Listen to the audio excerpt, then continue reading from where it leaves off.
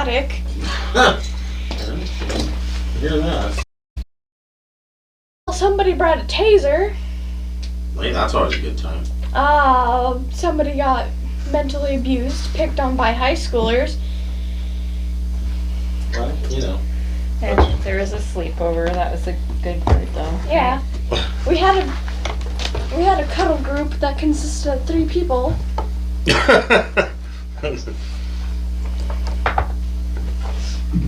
That's because the person at the end of the bed felt like they were gonna squish us. My kids went trick-or-treating a little bit. Yeah? Yeah, just a little. So. Nice. Nice. We had an off the wall yesterday. Oh, yeah? What happened? We got a pair of new cats, and then my niece got turned into DHS on a false accusation. Wow. Wow.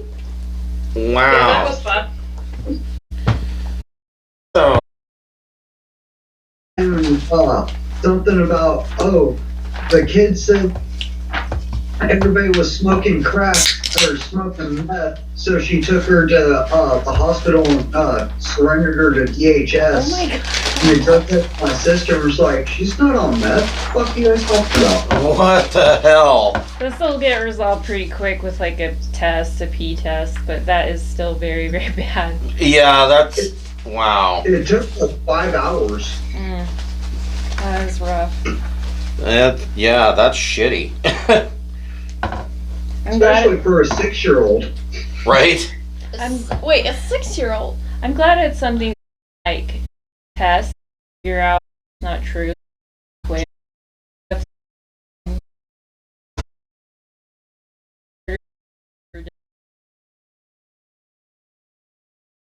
Because they had to do a wellness check on the house. It took them a couple hours just to figure out what happened. Then the cops showed up, did a wellness check, then took them to the hospital where she was so they could blood draw her. Then it took 2 hours to get the results back. That's crazy. What's the dice that you rolled for health again? For a rogue, it would be a D8. Okay. Plus your con modifier.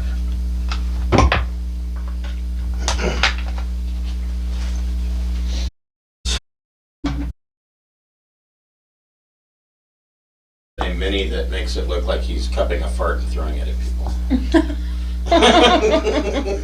He farted into a bag of holding and just Yes. squeezed it out whenever. It's he a felt magical like Dutch oven.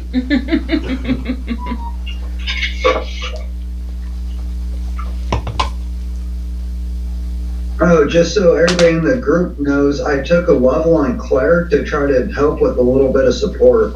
Thank you. Yes. If one of the carries back, you guys get temporary hit points. That's a good boost as well. Yeah. Excellent. So my wisdom's only a +1, so I mean, it's not super helpful at the moment, but I'm hoping to.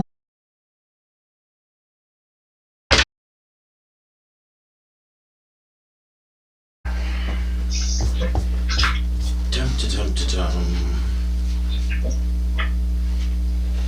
So let's see here. Need to re-add Maisel. Maisel, what is your passive perception? Wait, do you don't add to that? You You don't add to that, right? You're in con modifier. 17? Wow. Yeah, Okay. Wait, so you're supposed to add to it every time you I like the level sound up? of that. Yeah, you roll your D8 and add your con modifier. Have you not been adding your... Yeah, you probably have some more hit points there, so you need to go add your con modifier back for each of the 4 levels below you. I got a fancy shield for my birthday, so I'm tougher than I used to. Yay! Yeah. And you have better perception. Mm-hmm. So let's see here, we have Carries, Mike, Cheesin, Pepperell, Helga, and Baseball. Yes.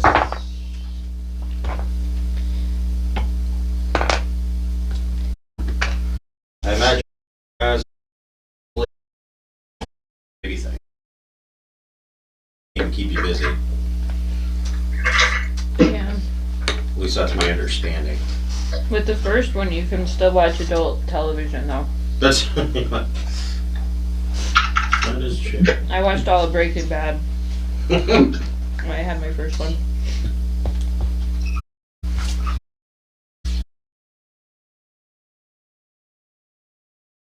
At times. There we Every go. time an episode comes on, the same word jumps into my mind. Boobies. Swords, boobies. Swords, boobies. I actually haven't watched that show. Missed out. It is quite good. I'll have to catch up. I'll watch it when my kids are older. Not doing stuff. I want to rewatch it, but every time I start to turn it on, I'm like, but the last season's so terrible. Do I want to do this? Yeah. I wouldn't say the last season is terrible, but the ending is very anticlimactic, and I would venture to say that it's not. Was it worse than the? It's not completely logical. Was it worse than the Supreme? No. One? Yeah. I wouldn't say that it's worse than the Dexter ending. I don't know. The last season of Dexter was a mess, just a hot mess. They're bringing Dexter back. I was watching. Yes, limited series is coming back. I look forward to that. I was Yeah, I'm watching hoping that this. they fix that. Yeah. I was watching this one series, and it ended on an episode that seemed like it would just start into another episode. But that was the But series that was finale. the end. Yeah, right? Yes. Yeah. So I watched it. We got stars, and I was watching. I found a show on there called Dublin Murders. So I watched Dublin Murders, and it was good. It was only like 8 episodes. And you're like, none of this makes sense. I don't understand what happened. It was like God. But up to that, it was actually pretty good. Does this look about right to make sure I leveled everything up? Let's see.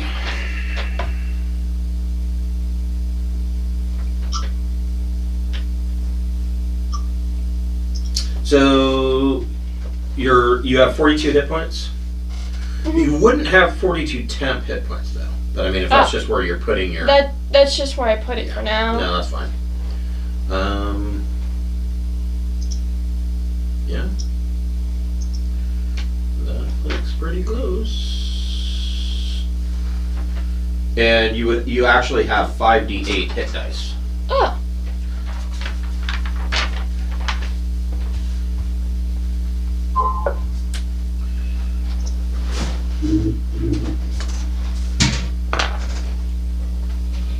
My brother-in-law was a guest player in our Dungeon of the Mad Mage game last night.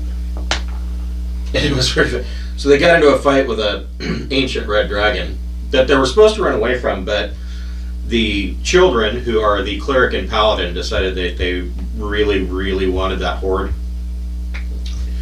And they eventually won, but it was a protracted 3.5 hour long battle. And at one point the dragon goes into a hallway, and they're like, well, what about, it can't fit through that door, or through that entryway. That entryway's only 20 feet wide, and that dragon's way bigger than that. I'm like, well, the entryway's bigger than 20 feet now. It's gargantuan. It just moves the wall out of its way. It's not like a rock wall's going to really concern it.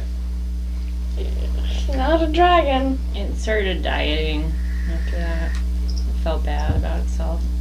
Yeah. Oh, I stubbed my toe. I couldn't Dragon moves. up on where we are, Yes. and we'll probably be shocked and appalled. Shocked and appalled. Yeah. And possibly awed. Possibly still stuck in town going, where did everybody go? Gabe was playing a open hand monk in our game last night, and he came up with a new martial arts maneuver, the shocker.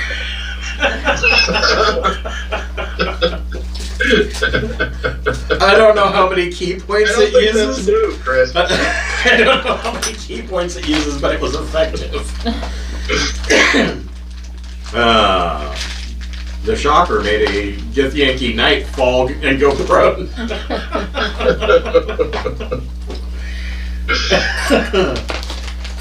Chris, I finally got that cash app to work. Nice. Very Okay. Do we want to get payment stuff out of the way? Okay.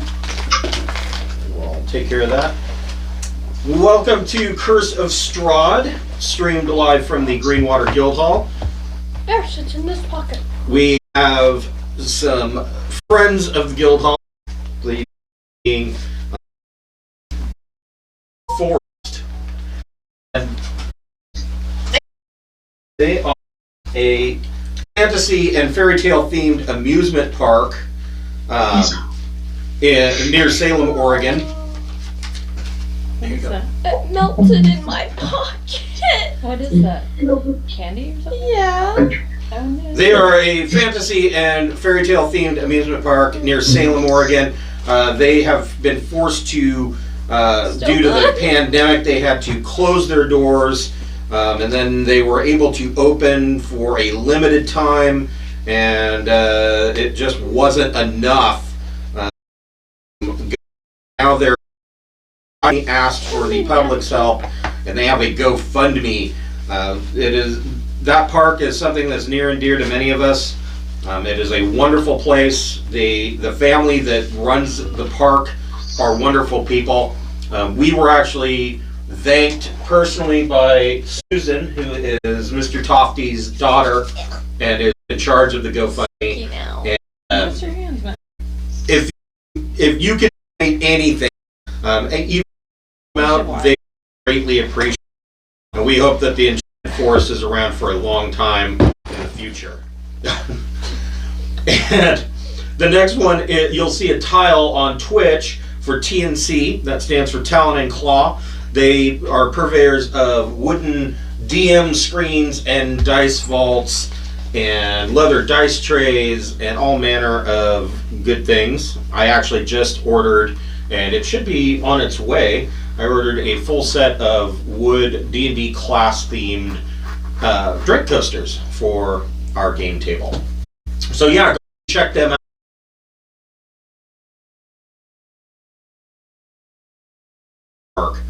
And she is a leather crafter. She makes handmade leather covers for your core rule books, and she has dice bracelets. A very popular one is the pride colored bracelet, where each dice is stamped into the bracelet and they are all different colors. So yeah, check them out. And last but not least, we have Beard Company. Products, oil, balms, beard butter, washes. They have full kits, and all of them are, each scent that they make is based on a fantasy character. The current one that I just received is Jack Frost. It smells like cedar, pine, fir, and a hint of peppermint, and it is very holiday themed. The other one that just came out yesterday is the Claws, which will make your beard smell like Christmas cookies and vanilla frosting. So I highly recommend their products. Check them out. Where we left off, may as well want to pay attention to this. The party, yeah,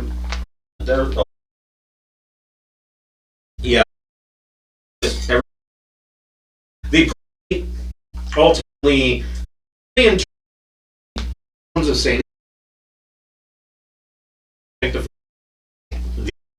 Andrew's Church in Vallaki as a safe haven from the terrors of Barovia.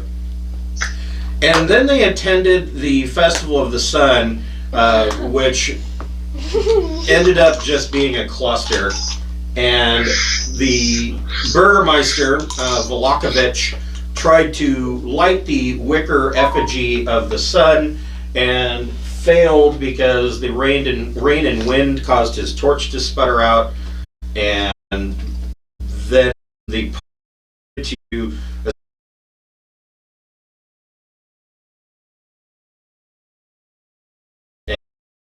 he is being maliciously unhappy about his torch going out.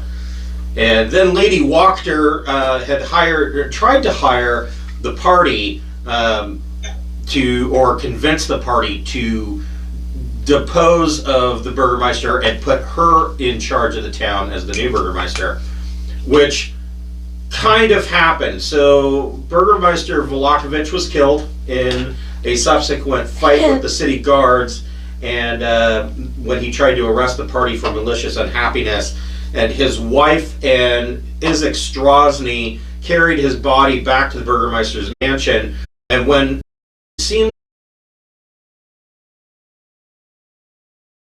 is under his control, and Lady Wachter got punched in the face by Strahd, and as kind of a lesson to her, she isn't dead. You can only assume that she's probably in control now, but they didn't win at Strahd. He chose to leave after being convinced, and the party was invited to dinner at Castle Ravenloft so that Count von Zarovich can get to know them better. And they were so much as informed that they were brought to Barovia by Strahd von Zarovich, and so they loaded up and headed to Castle Ravenloft, where they had dinner with Strahd in a very peculiar manner, and things were said, and then there was a flash of lightning, and when the room returned to normal from the flash, all the food that had been laid out on the dining table had rotted and was covered in webs and appeared to have been rotten for quite some time, and Strahd had disappeared. And so that is where we left off. They are in, for those on Skype, they are in area K10, which is dining. And she sends minis. Oh yeah. Oh yeah.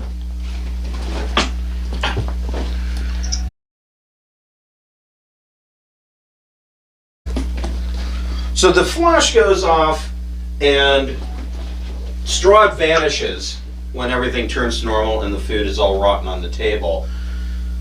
From outside, the doors to the dining room are open wide, and from outside, you hear a shuffle, shuffle, drag, shuffle, shuffle, drag, and the creaking of something metal that sounds like it's swinging. Here, like somebody is shuffling their feet, and one of their feet is kind of bad and dragging behind them, and then perhaps they're carrying a lantern or a candle that is hanging from a metal ring. And you can hear that from coming outside the doors.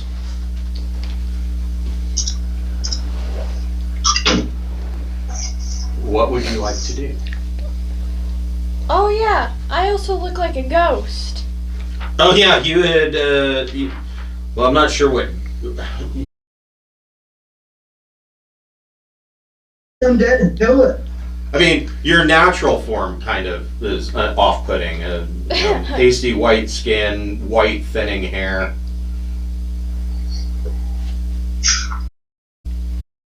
The funny thing is, I can't remember this dude's name. It's a nameless man. It is.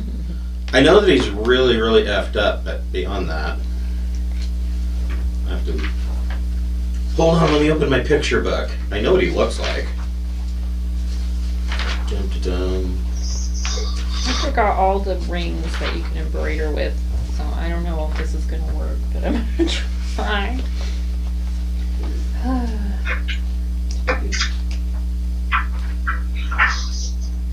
Chris, are we presumed to suddenly have access to all our 5th level features, or do we have to have a long rest in there first? No, you get them all. Yeah. Okay. Yeah. Cloak of Flies. There it is. Yeah, I've never been a fan of. Some games are like, oh, well, in order to level up, you have to find a trainer. And there's like this whole downtime thing that I am not a fan of, so if you get your level, you get your stuff. I just like to cut out the boring parts, you know? Yeah.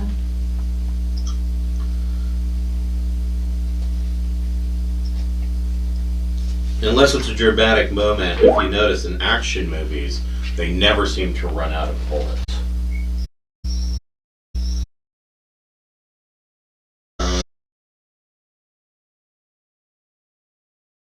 Yes.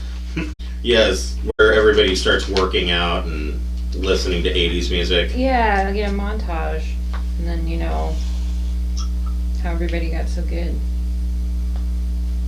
Who the fuck is this guy? I don't remember him.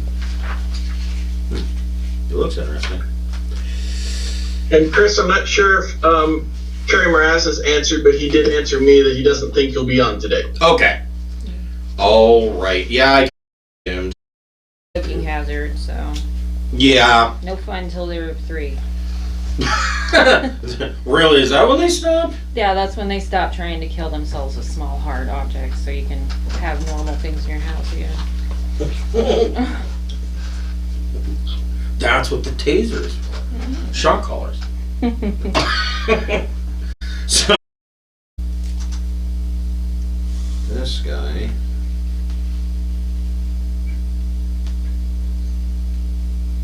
So, stepping into the dining hall, you see this short, misshapen man, question mark?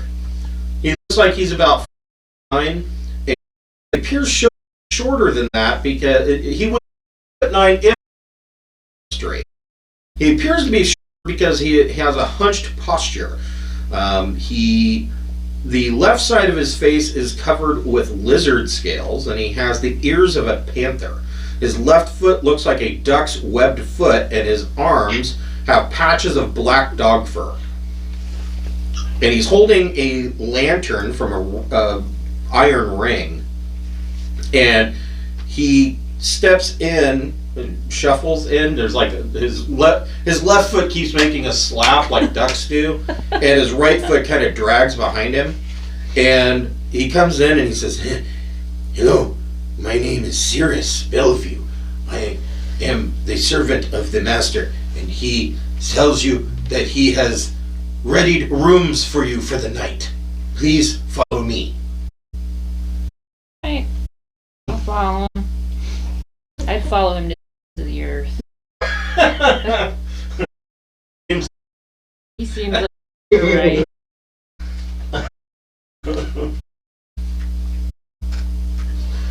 So yeah, do you guys want to follow him?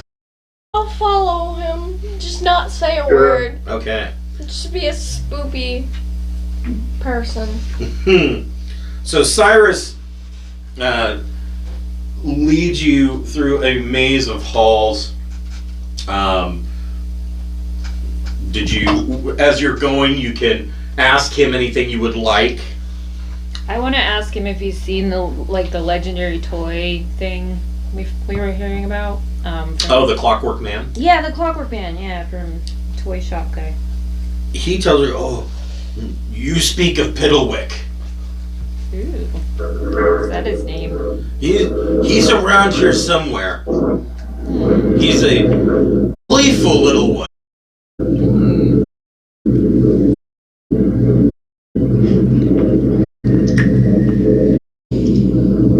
Hold on, there's a jet taking off. There is, literally. Probably mine, sorry. No, you're fine. Hold on, that is the master's airplane. Do not be frightened. You make Yeah. Master's F-14 Tomcat. Yes. The master, hopefully the master has the flying- Dusk Elves flying sorties today. So he tells you that you speak of Piddlewick. He is a playful little one. He come and visit you.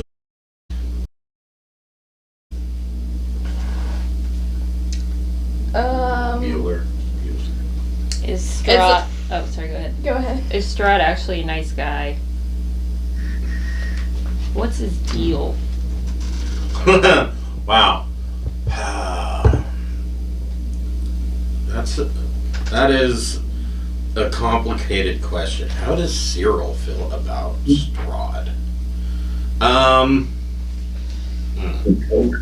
You could just say it's complicated and put it at that too, because Yeah.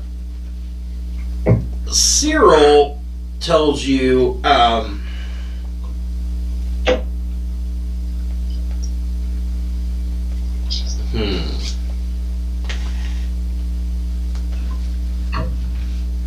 He tells you that the master has taken me in and treated me fairly Oh, compared to many others. good to know. And he leads you down into a section of the castle. What time will we have breakfast? Is it a continental breakfast? Or I just come out and fill my own coffee? How's this work? What is second breakfast? Yes.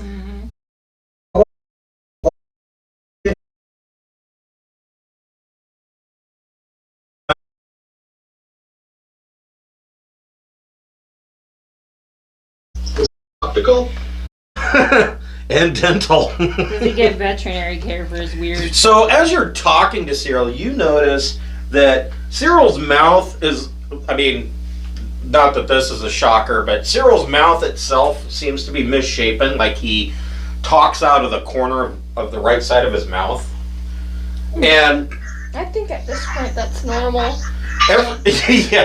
every so often, you'll hear like the sound of like a bird singing or the wings of a bat flitting around.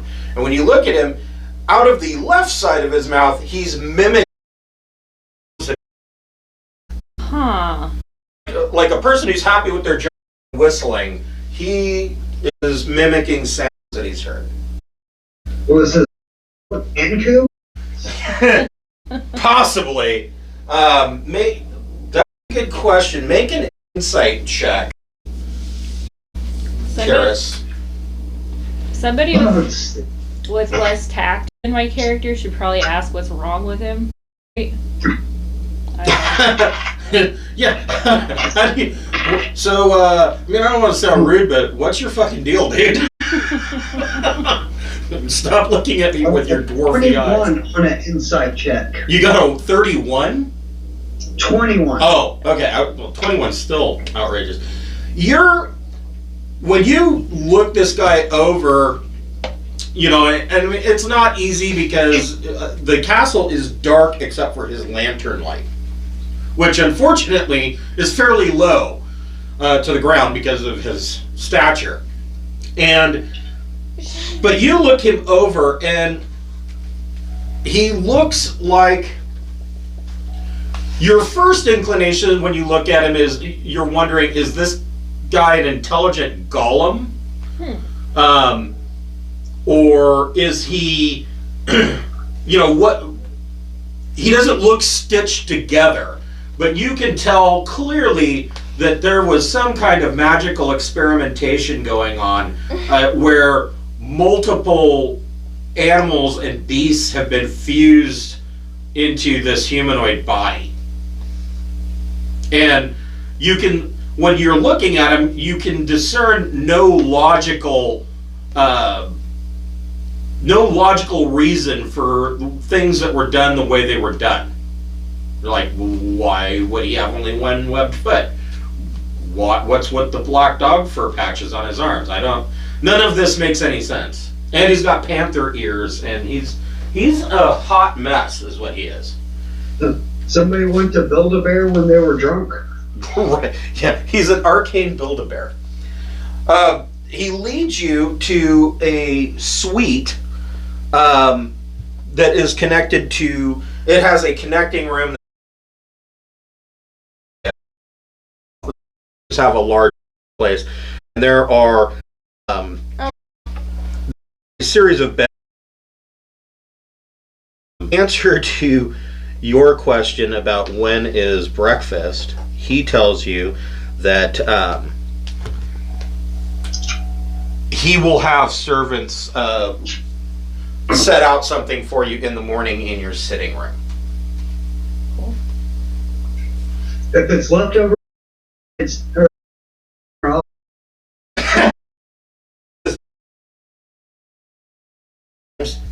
I was really honestly hungry, God damn it. So he leads you in. He leaves you with a guest key that will open the 2 doors to the rooms, as well as the interior door separating the two, and shuts the door and leaves you. It is later in the evening. It is probably about 9 bells. What would you like to do? I will take out my living zombie head doll and start brushing its hair. I'd like to brush my zombie head. As I Yeah, Maisel didn't get that info. Yeah, so Strahd, when he attacked, had produced a number of zombies.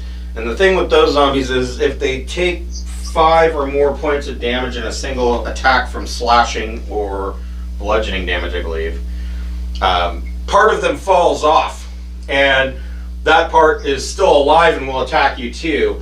And 2 of them ended up being decapitated. And so he had purchased... or Carice III had purchased a doll at Blinsky Toys.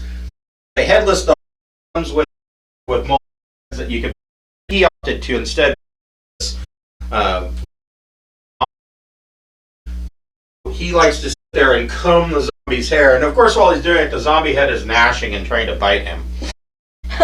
No, I sewed the mouth shut so it couldn't bite. Oh, that's right. You sewed the mouth shut. Right. But it's still alive, clearly. Like, the eyeballs are looking around and stuff. Yeah, it's dead, rotting gray eyeballs are darting around looking at everybody in the room. It's probably like kind of a boring room, right? Or is there anything to look at or investigate? Is there anything I could take? Well, that was a very good question. I'd imagine he's put us somewhere kind of. I will call him Zom Zom.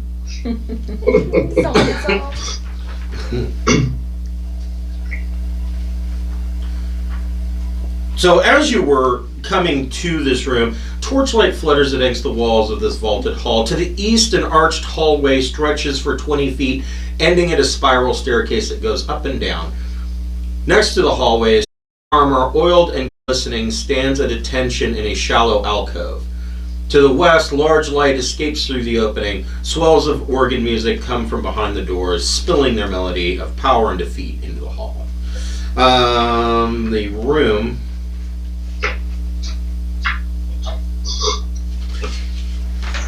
Interesting.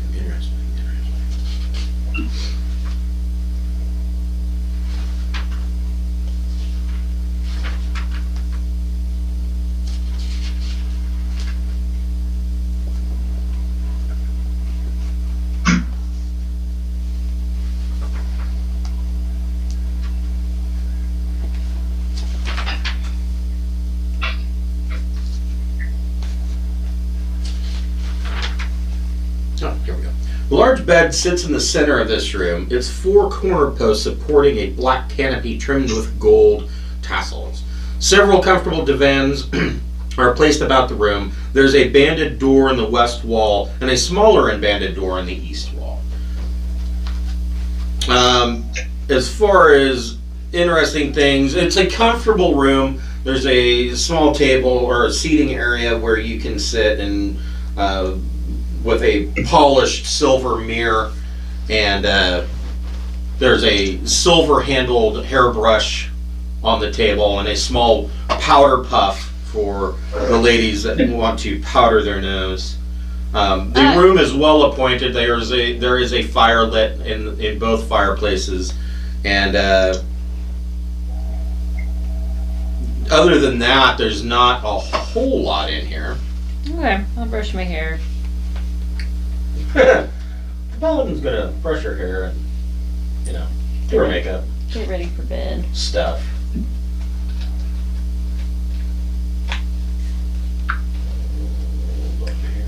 I don't think I'd need the powder. I think I'm already pale enough. Yeah.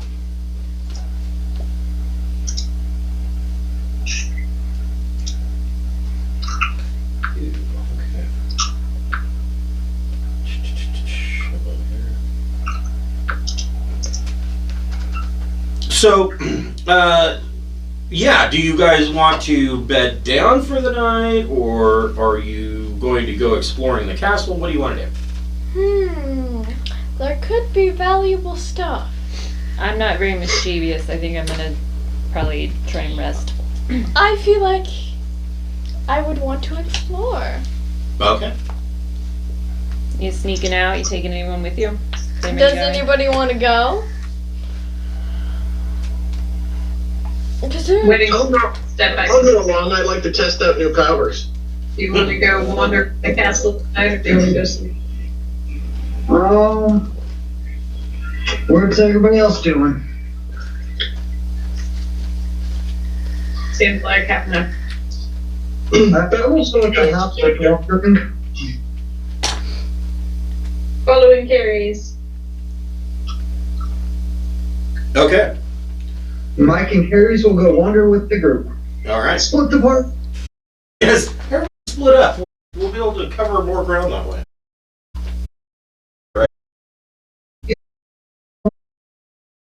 Surrounds me in a 5-foot area with biting flies that do poison damage, so you don't want to be next to me. Good to know. All right. There you go. Very happy. Kind of look like Pigpen from the Peanuts. Yes, aggressively. A pig pen could weaponize his flies. Weaponized. Poor hygiene. That's cool.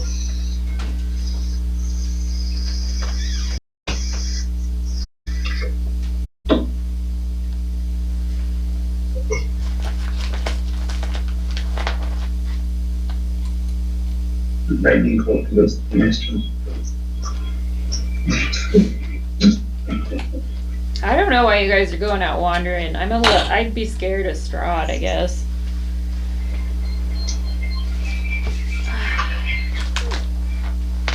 I'm with you. I'm staying behind and getting some beauty sleep.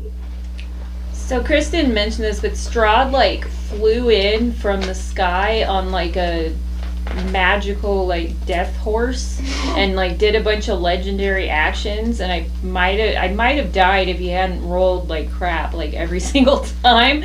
But yeah, it was pretty impressive. So that's a little more context. I wasn't seen. I was a hidden child. Yeah, Literally. that was cool. And So- I sort of negotiated our way out of it. Sort of. Yeah, we didn't want to die or fight him yet because Or I should say, pleaded our way out of it. that's true. He's pretty tough. As you're wandering around the halls, you come into a large hall that,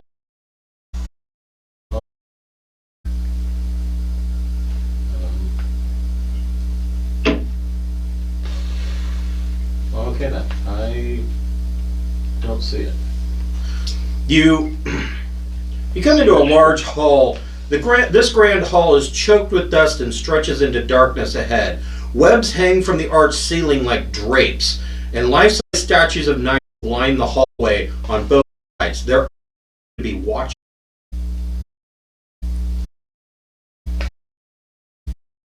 I'm gonna go up to it.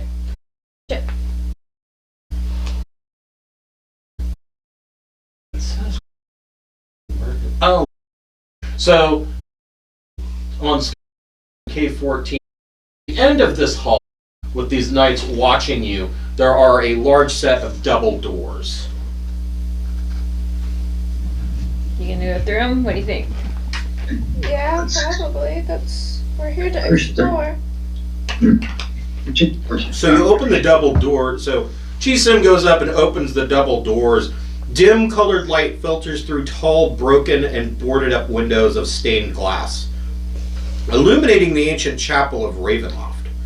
A few bats flutter about near the top of the 90-foot high domed ceiling. A balcony runs the length of the west wall, 50 feet above the floor. In the center of the balcony, two dark shapes are slumped in tall.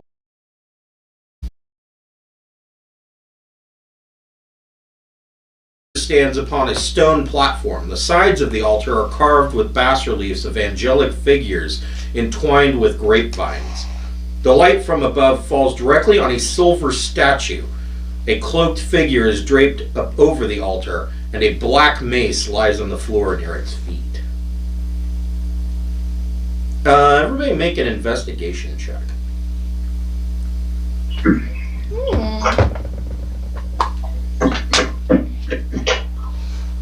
Do you need a thingy? Because they got metal dice. Oh, yeah, dude. Mine's pretty garbagey and small, but... 16 for Harry's the third. Okay. Hey, I didn't do too bad. What did you get? 16 for Mike. Oh, I'm sorry. Okay. Nah, I don't add anything to mine. Oh, okay. I'm more of... I definitely want to check out the altar. So, My new cleric is interested. yeah, so you approach the altar, slumped over the altar, and you immediately recognize that he's been dead for quite some time. I don't know where you didn't like that, but here it is. I want to poke him to make sure he's actually dead and not just napping. And falls to the floor. He's wearing a handsome fur-lined black cloak embroidered with gold thread. The cloak alone looks like it's worth about 250 gold pieces. Ooh. And he is wearing a suit of chainmail. But make a Arcana check.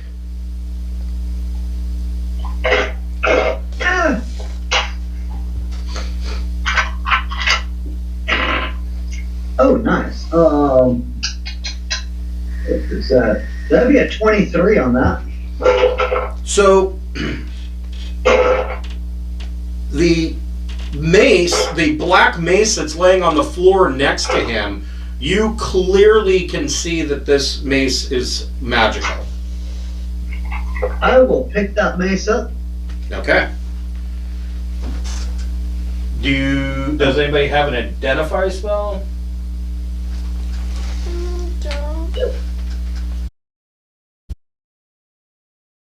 True. So where are you guys at?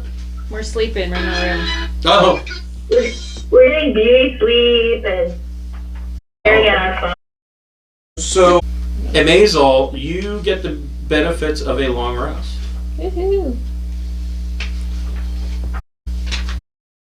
Yeah. Hold on. Great.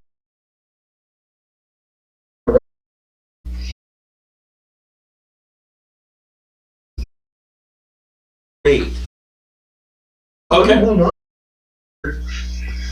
Okay, so you hold on to the mace. Pepperell, you went into the chapel with them, correct? Yep. Make a perception check. Almost a 21, but instead of 7, the die ticked over. 7. You are standing there, and they are, well, Carice III is looking over this corpse and eyeballing and picking up that mace and eyeballing that fur-lined cloak. Hey, if anybody wants better armor than what they have, chainmail. Just saying. It's not magical, but it's chainmail.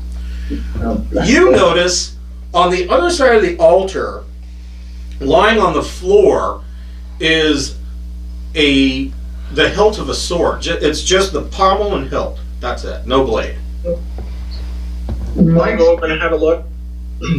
Mike's gonna take the black and gold fur cloak.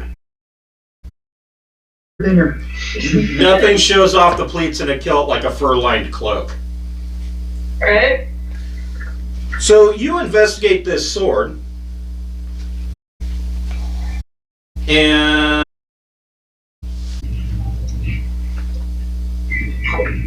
this sword is clearly, or this sword hilt rather, is clearly special in design. It has a modified sigil of the Tsarevich Ravenloft Families? yeah, the family sigil on the pommel of the sword, but there's absolutely no blade. Make an Arcana check. Well, that's bound to go poorly. 15. So you determine that the hilt and guard of this sword is made of platinum. Oh, And- snaps. And when you hold it in your hand, you can feel a warmth in the pommel, and in your head, you feel. I'm trying to describe how this. You feel emotions towards general hatred towards vampires and a desire to destroy.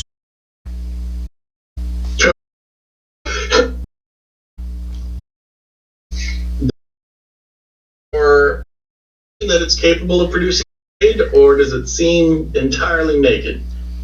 You get the impression that at one time it had a blade, but that you can see that it looks like the blade was broken, and it almost seems like the blade was made of some form of crystal or glass. Yeah. I'll Uh, have a casual look around, see if there's any indications of fragments or that it was broken here or dropped here, maybe. it seems that it was just dropped here, but you don't see any fragments of the blade. We heard about a legendary weapon to slay Strahd somewhere in the thing. I mean, I'm not there, but we all heard a story about it. I don't know if this. Attunement, which would require either a short or long rest. Show it off a little and talk about how light the blade is and how well balanced it all acts, but it's got a no blade, so I'm just joking around. Okay.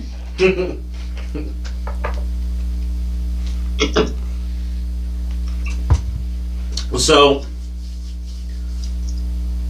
you, Carice the Third, you are able to determine as you take the cloak off and you picked up the mace and you're looking over this guy's chainmail. You can determine that this guy seems to have died of an extreme suntan. Like, Do they still have the little blue eye covers? They're going to the tanning salon? Horrible tan lines. That's how you.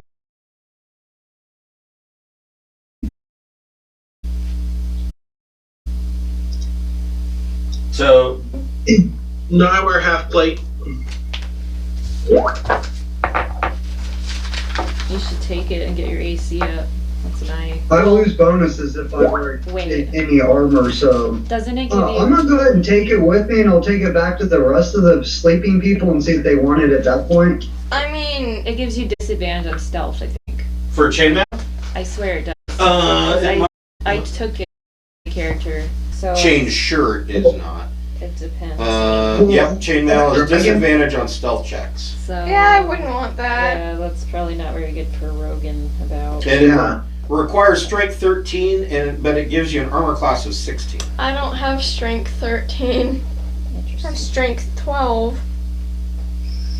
Yeah, so it would be a little heavy for you to wear. Basically, that would mean that everything that you did would be at disadvantage. And your movement would be cut in half. And you'd clink around a lot. At least everyone will know where I'm at. There we go. Updated and beyond. Shocker.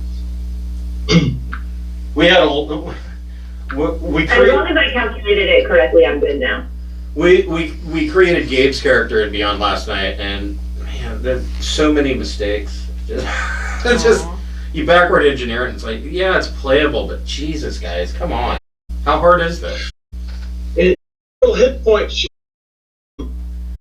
plus 5d your 5th level. Well, con mod Well, times I'm 5 sorry, plus 5d8. 8 level plus 48. Right. Oh,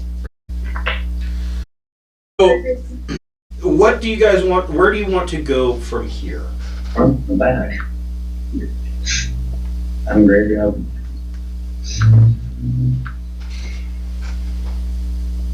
Are we done investigating, or are we heading back to sleep? It's up to you guys. I'm gonna investigate a bit more. I'll tag along for another 1 room or 2 rooms or something brief. I'll tag along then. Come on, Mike. Okay. I'm gonna find you. Those We'll let the rogue find the traps. find your fancy shoes. For my boots. Uh-huh. Okay. Just one of those 80 pom-pom things to go over your hooves.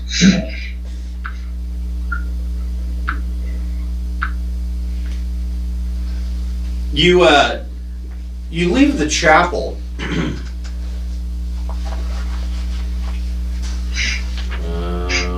See, this is why I hate isometric maps. I'm like, it's dumping me all over the place. You come to a staircase. The staircase is made of old wood that strains underfoot, creaking and groaning. And you come up to what appears to be a servant's entrance. Dim light filters in through a dust-caked window in the east wall. A door next to the window leads to the castle's northeast courtyard.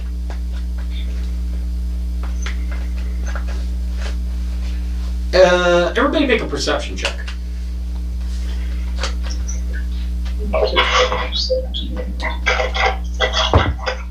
Big ol' 7. 8.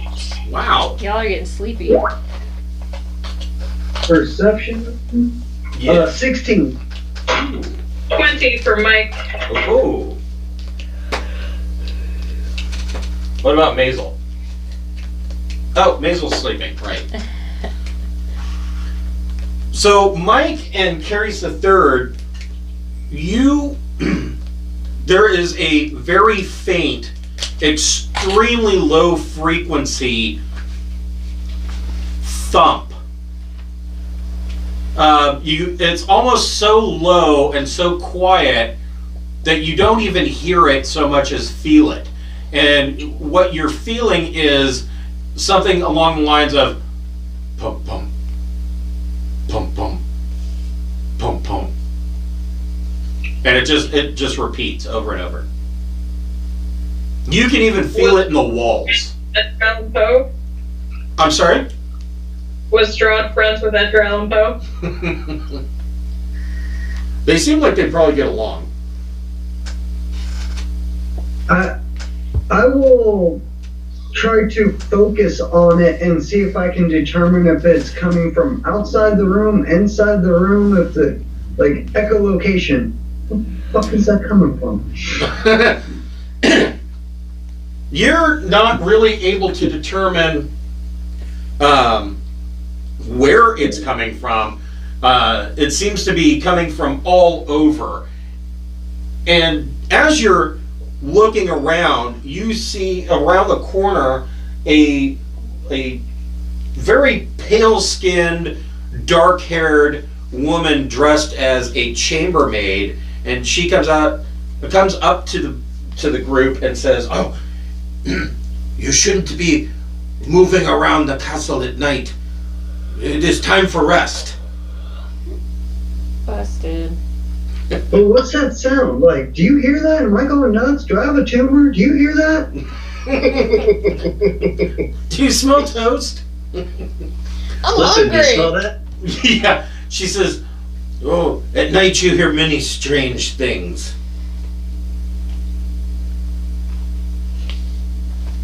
Creepy? Now that just wants to make me investigate even more. Do you have a map of the castle? Kind of like a "you are here, Splash Mountain's over there."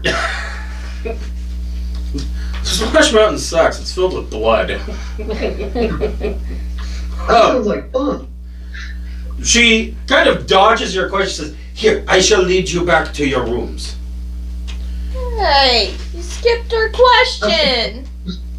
Cheese Sim, make a dexterity saving throw. Uh-oh. I'm waiting for you. I don't think she liked that I pointed that out. 11. Wow. Okay. So You guys are- Cheese Sim, being the rogue, is at the front of the party, and the maid is leading you back down the stairs, back towards the I'm just not very happy. guest hall. And Cheese Sim, you feel something push you as you're taking that first step back down the stairs. Out of a shadow, you feel something push you, and you guys see Cheese Sim just go ass over tea kettle and go tumbling down the stairs. And you take 5 points of bludgeoning damage falling down the stairs. And standing at the top of the stairs that had just pushed Cheese Sim down, you see a short, 3-foot tall man dressed as a jester with Yay! but the face paint is kind of clown-like, but looks more like the Crow. Oh, I missed it. Let me see if I went and slept and missed out. Do I get a reaction? Bag him up. I gotta take him to Blinsky. a reaction to what? The attack on my teammate?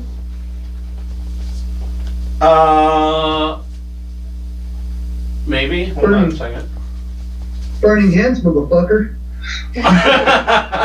You just made all of us mad. Don't destroy the toy. We're gonna take him to Blinsky. No, it That's pushed what you me want. down the stairs. I'm gonna take him to Blinsky. That's what I want to do.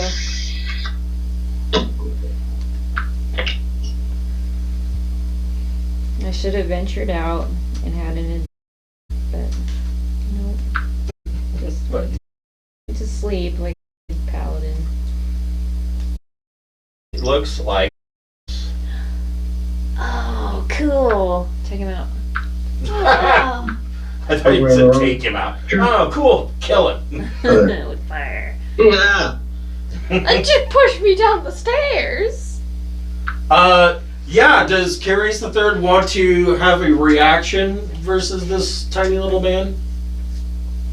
Well, let me see. I will.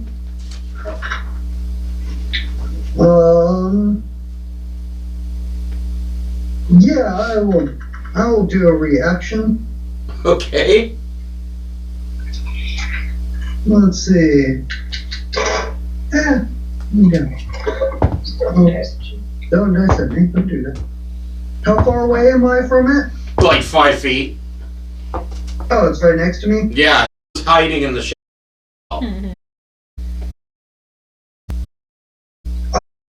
Actually, cast on it. Kick to. Okay. Get down the Go ahead stairs. and make your attack. A nice punt.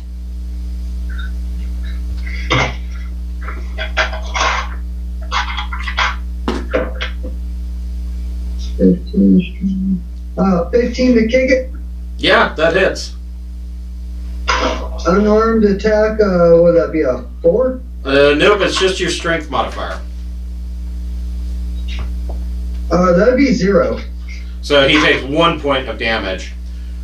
And Piddlewick, he makes like a sad face and holds his hands up in like a praying manner, and then you dance you again. He means you no harm.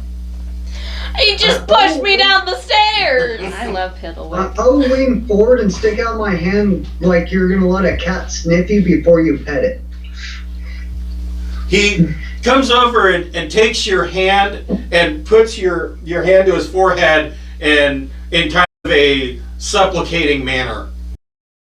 I will rub his tiny head and relax. That.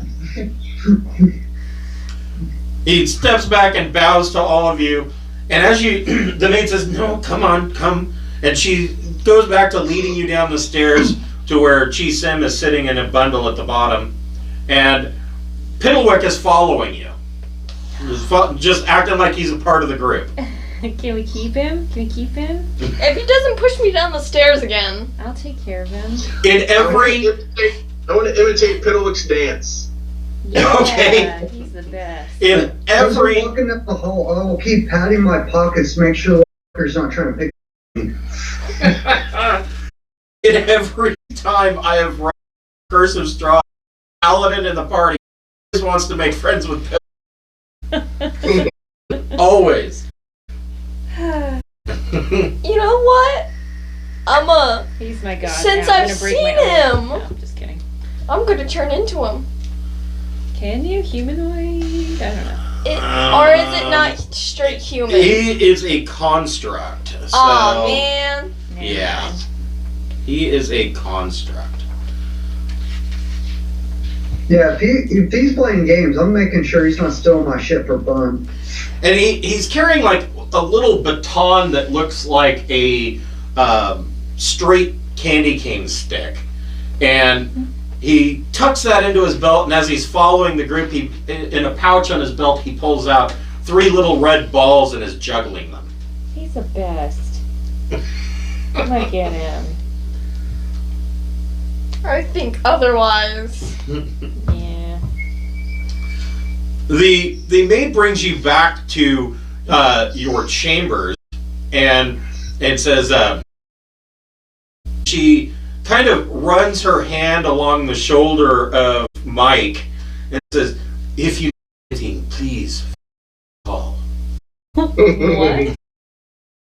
Get some. People are freaky here. Mike, make a perception check. Mike also had the expression on his face of what the fuck was that? Maybe it's the cloak. It's gotta be. It's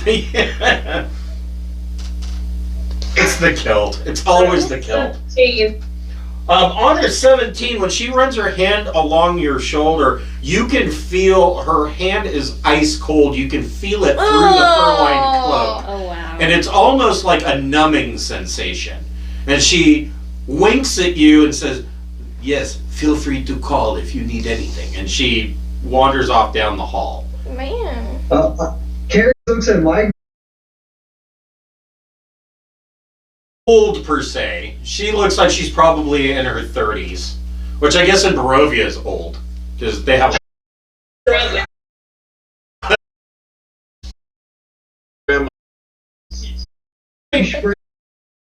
Caught me.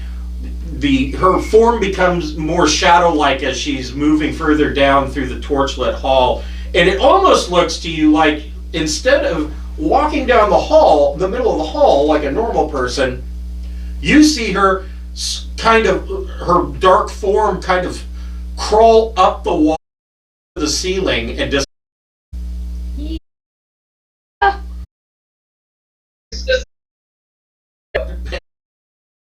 Aim the flat top. Her girlfriend's creepy.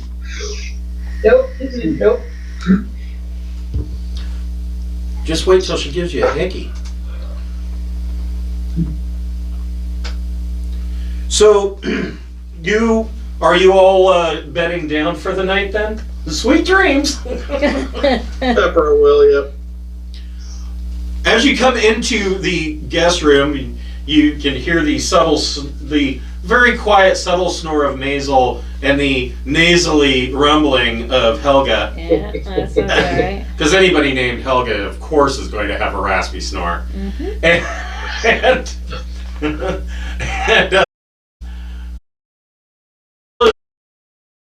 And you himself.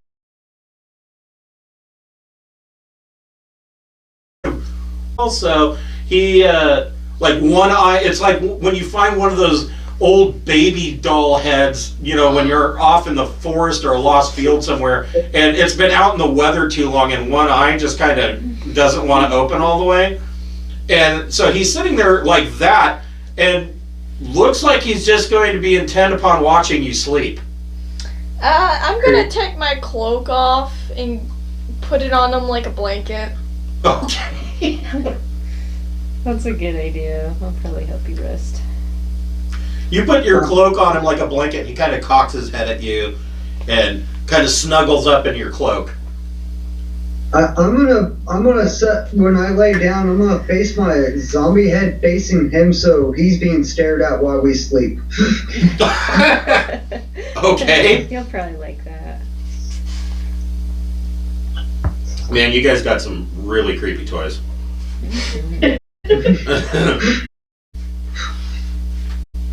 So you all are able to get a long rest. Did anybody want to attune to anything while you're doing your long rest? I don't think I I'll would attune want to to attune to anything in here. Incomplete sword. Okay.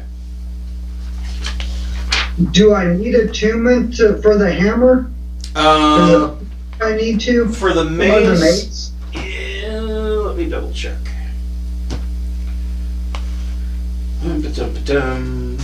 I think you do. Yes, it does require attunement.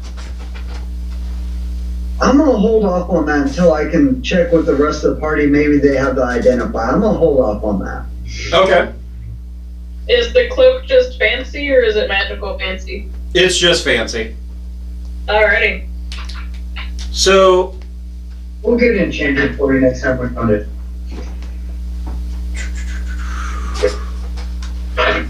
Michael, check out his new threads in the mirror. Mike looks quite dashing in his new cloak.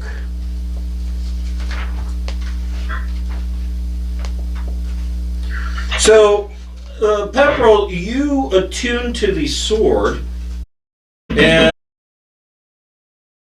basically, as you're attuning to it, sends you emotions, basically telling you its story.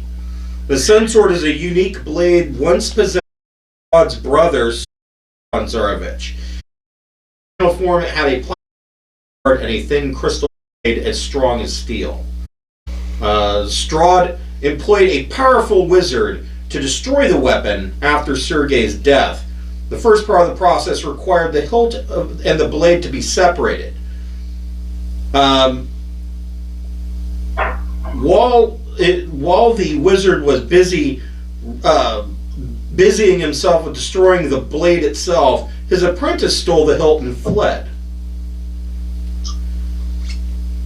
Later, the apprentice's mutilated corpse was found in the Svalek woods, but the hilt was nowhere to be found.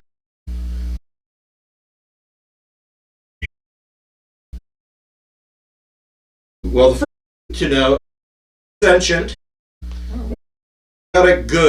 It has an intelligence of 11, a wisdom of 17, and a charisma of 15.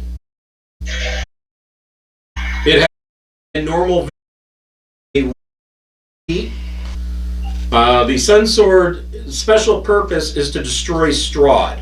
Not so much because it wants to be free of the land of Barovia from evil, but because it wants revenge for the loss of its blade.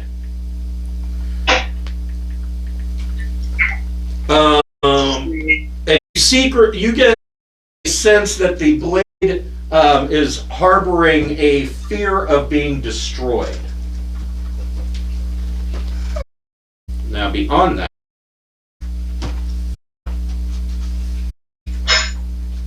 there's more.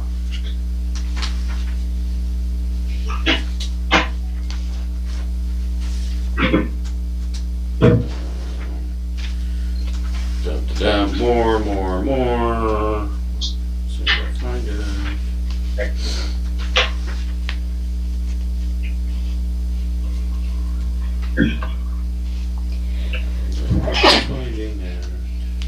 There it is. This item, this item appears to be a longsword hilt. While grasping the hilt, you can use a bonus action to cause a blade of pure radiance to spring into existence or make the blade disappear. While the blade exists, this magic longsword has the finesse property.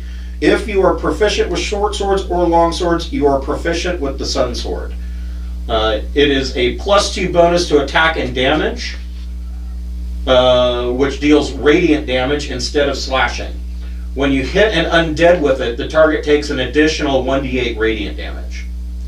The sword's luminous blade emits bright light in a 15-foot radius and light for an additional. The light is considered sunlight. Action to reduce the radius of bright light by 5 feet each to a maximum of 30 feet each or a minimum of 10 feet. It's like a lightsaber. It is. Yee. So I am Thunder now. Hookla, we ride. So Jeff also plays in my Out of the Abyss campaign. The blade that Ben's character, the Sunblade Dawnbringer, this is very similar to Dawnbringer, although it doesn't have the flaw of being afraid of the dark.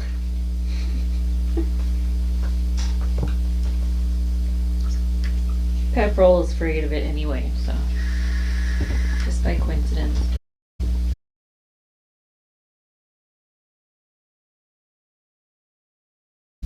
Cyrus Bellevue comes to your side, your little seating room, and brings. He's carrying a flag. Sets it on. Moving on its own volition, and it has a tea kettle and some cups and another platter with a lid on it, and it rolls into the room on its own and stops, and he is setting out a placement for you of breakfast, which consists of wild bird eggs and cured bacon. That sounds good. Yeah, we can. Maybe you guys should put away all the stuff you stole. Just Yeah, we've been wandering around the castle stealing shit while everybody was asleep. I don't know what you're talking about. I've always had this mace. He Oh, speaking of which, do any of you guys know have identified? Not me. Maisel, I think, has identified. I believe. Did we lose Maisel? Alright, is she muted? She might be muted. Ah. Maisel. Looks like she's reconnecting. Oh. Okay.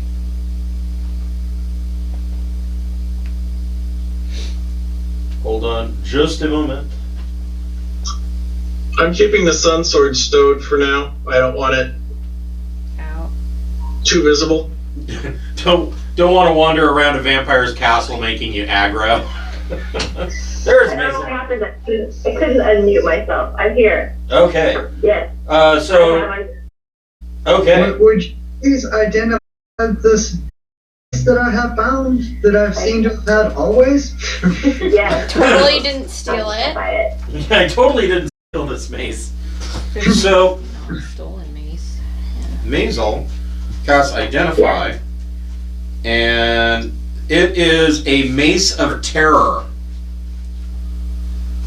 This mace has 3 charges. While holding it, you can use an action and expend 1 charge to release a wave of terror. Each creature of your choice in a 30-foot radius extending from you must succeed on a DC 15 Wisdom saving throw or become frightened of you for 1 minute. While What's it the is saving? DC 15. DC. A creature is trying far away from move 30 action. It can only use the dash action or try to escape from the effect that prevents it from moving. If it has nowhere to go, the creature must use the dodge action. At the end of each of its turns, a creature can repeat the saving throw, ending the effect on itself on a success. The mace regains 1d3 expended charges daily at dawn. How long does the terror last, you said? 1 minute. 1 minute? So Okay. 10 rounds. Yeah. Which is actually pretty good.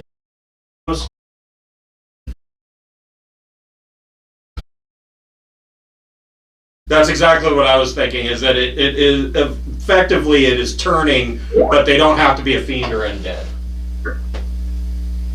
And it's a basic, so a D8. Yeah, it's just a mace. It's magical. Oh, okay.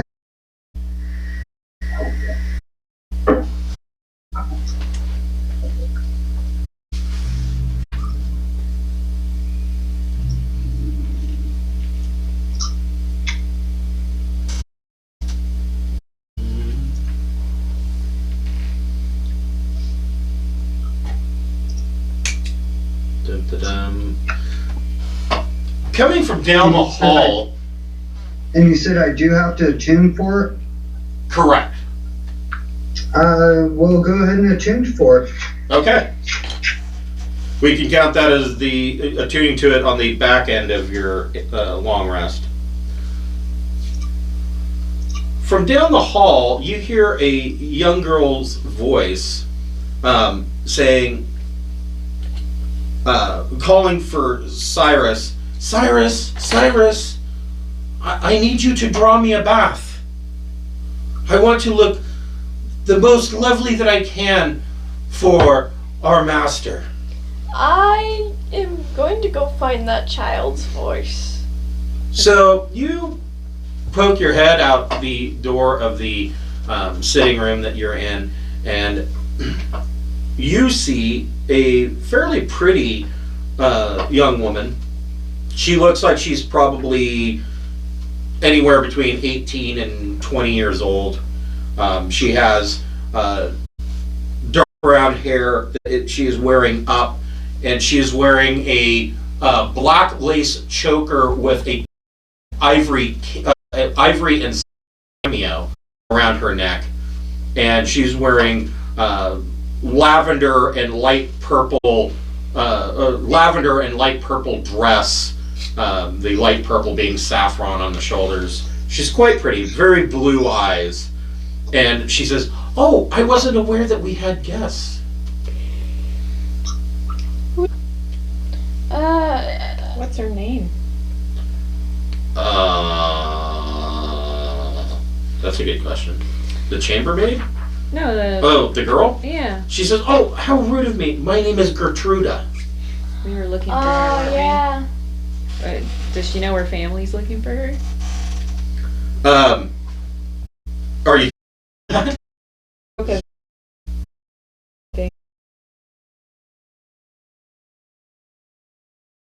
Says, "Oh, yes, I'm sure my mother is terribly worried, but all will be fine after the wedding." The wedding Strahd? Oh. Oh, yes, much in love. Well, if you guys then...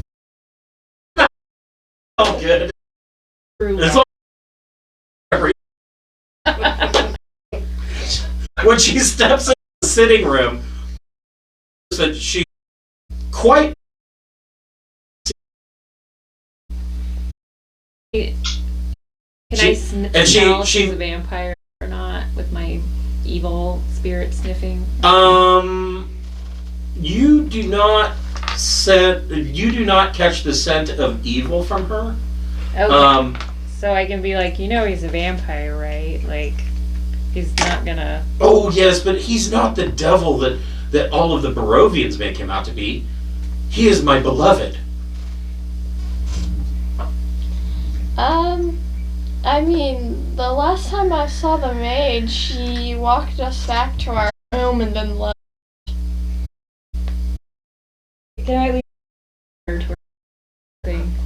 I'm not sure I want to stop anything quite yet. I don't know Strahd's whole deal, but She says that. She says, "Oh yes, I will do that right after my bath. You can come to the king's bedchamber, and I shall deliver it to you." what wasn't the girl we were looking for younger? Well, What? Mad Mary had told you that her daughter, she had kept her daughter locked up the entire time, but that Gertruda had grown quite a beauty for her late. And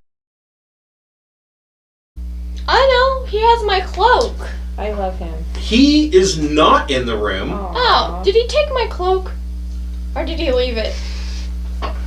Let's see. He left your cloak. Okay. See, he's good. Well, since he's not in the room, I want to check all my belongings.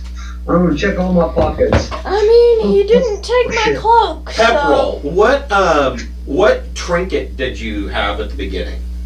A vial of dragon's blood. Hold on here.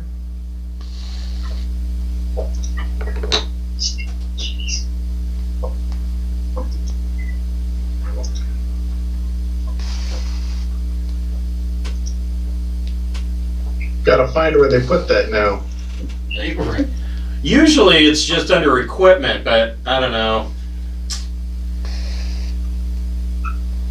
I'm finding Beyond to be a disappointment. I think Beyond could have spent their money more wisely in fixing some of their issues rather than coming out with a fancy dice rolling kit. I mean, come on.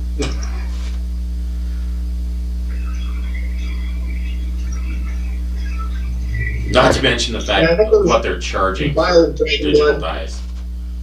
You what? Vial of dragon blood. So your vial of dragon blood is missing. Yeah. What a prankster.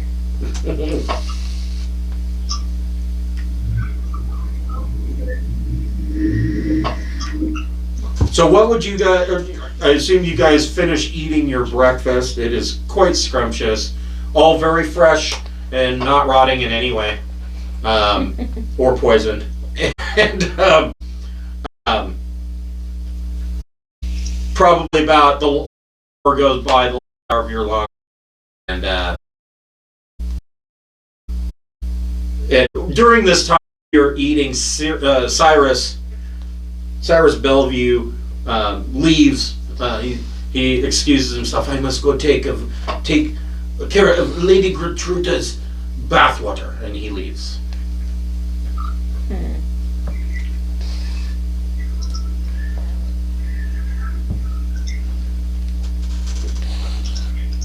Everybody make a perception check.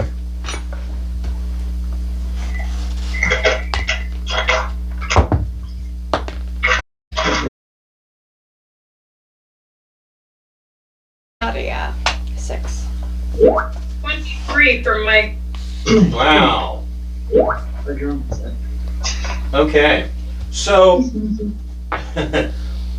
Maisel, Pepperell, and Helga,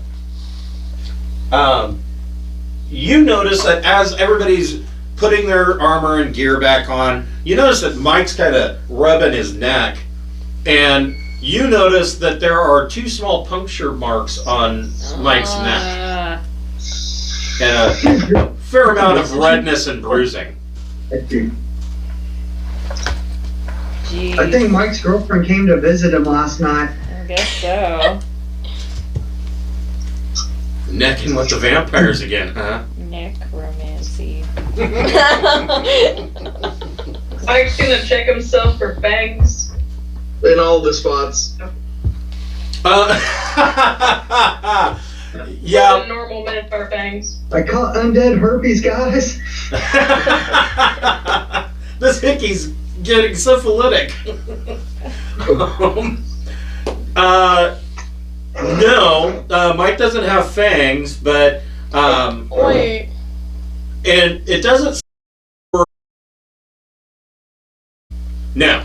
Okay. He only wanted that vial of dragon blood. Who should we complain to about Mike's neck wounds? I don't know. I kind of want to find the little guy. I'm gonna go down and bitch to the concierge about this. Yeah. I want to mentally ask the sword to always wake me up if anyone approaches closer than 5 feet while I'm sleeping.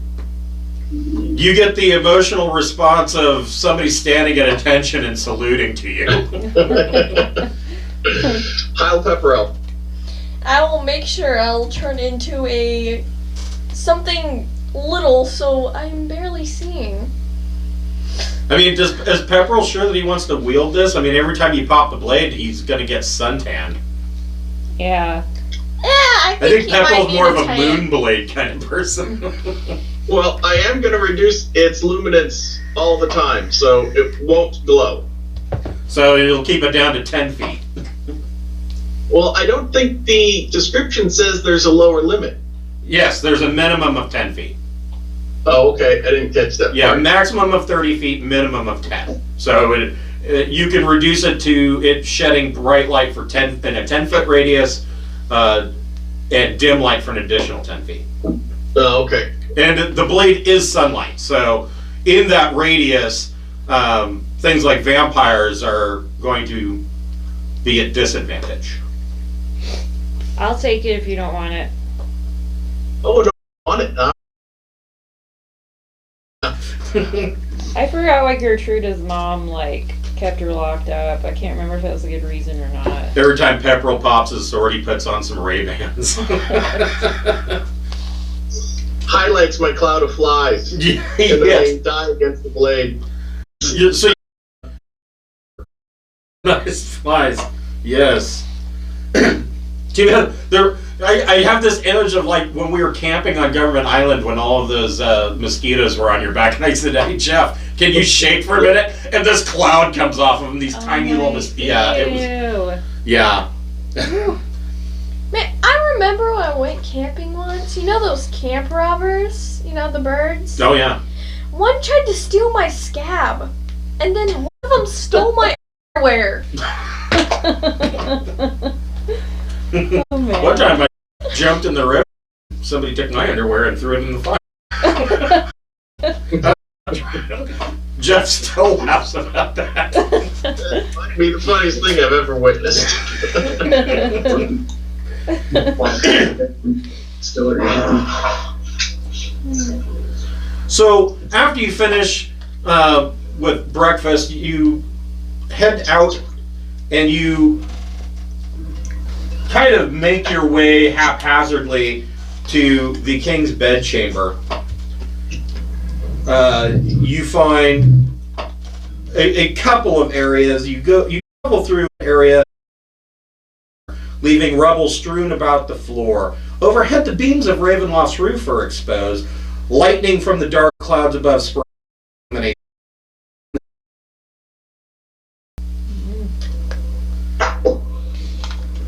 But Gertruda said he was a really nice guy, so. And as you're walking through this hall, again you get the effect that the statues with their faces are. You pass for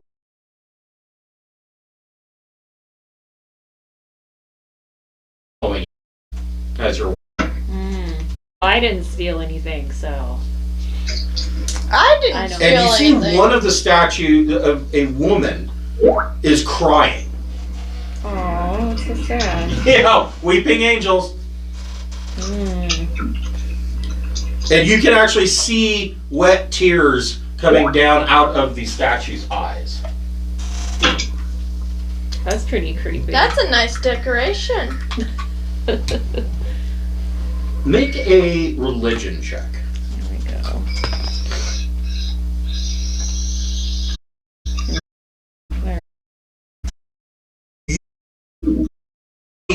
The statues of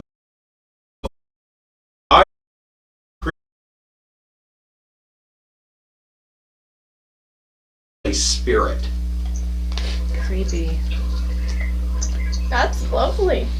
Okay, I'll let the group know that, I guess, because I'm not sure what And else. you gotta pay extra for that. Hey, can we steal one of them? Don't be spirits. People don't think. Each, as the wind blows in through the open rafters up above, and a little bit of rain is falling in because the ceiling. The wind, you whisper, "Ask us, ask us." Mm. Ask you what? What the deal with Strahd is, maybe. I don't know what to ask them. I guess we could. I'm gonna ask them what they want me to ask them. I want to ask about Gertruda. I want to ask the statues about Gertruda, if I can.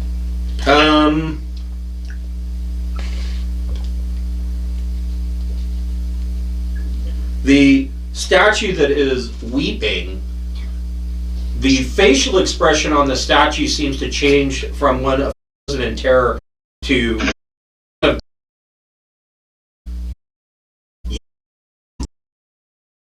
answers, "Yet another bride of Strahd." And the statue that says that is a statue of a fairly large woman, and her face appears to have multiple what you can only assume would be warts or moles on her face. She was not an attractive lady. Oh, what did that one say? Yet another bride of Strahd. Maybe she was a bride of Strahd. Maybe these all used to be them. The placard under her statue reads Duchess Petrovna. Okay. Does that mean I'm right or Oh wrong? my, did you ever be a bride of Strahd? I think I'll fit in a dress. Yet another statue whispers, "We were all victims." Okay, looks like we gotta save Gertruda. So, anyone help me? Does anyone else care? And for you here is, "Check the crypts." Alright. Maybe we'll find some Check the tales. what now? The crypts. We'll find some tales from them. Crypts. I want to steal that little. One of us needs one of those shields with a mirror on it, because I feel like it's going to turn out there's a down there. So we need Perseus style to reflect the image back to turn the footage as well. The last statue before you get to the king's bedchamber, standing with an outstretched finger, and a chain is hung from the finger, and dangling on the chain is Pepperell's vial of dragon's blood.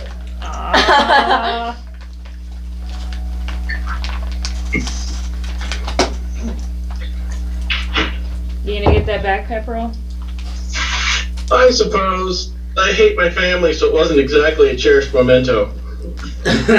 As Pepperell reaches over and takes his vial of dragon's blood, out from behind the statue pops Piddlewick, and Yay! he dances a little dance.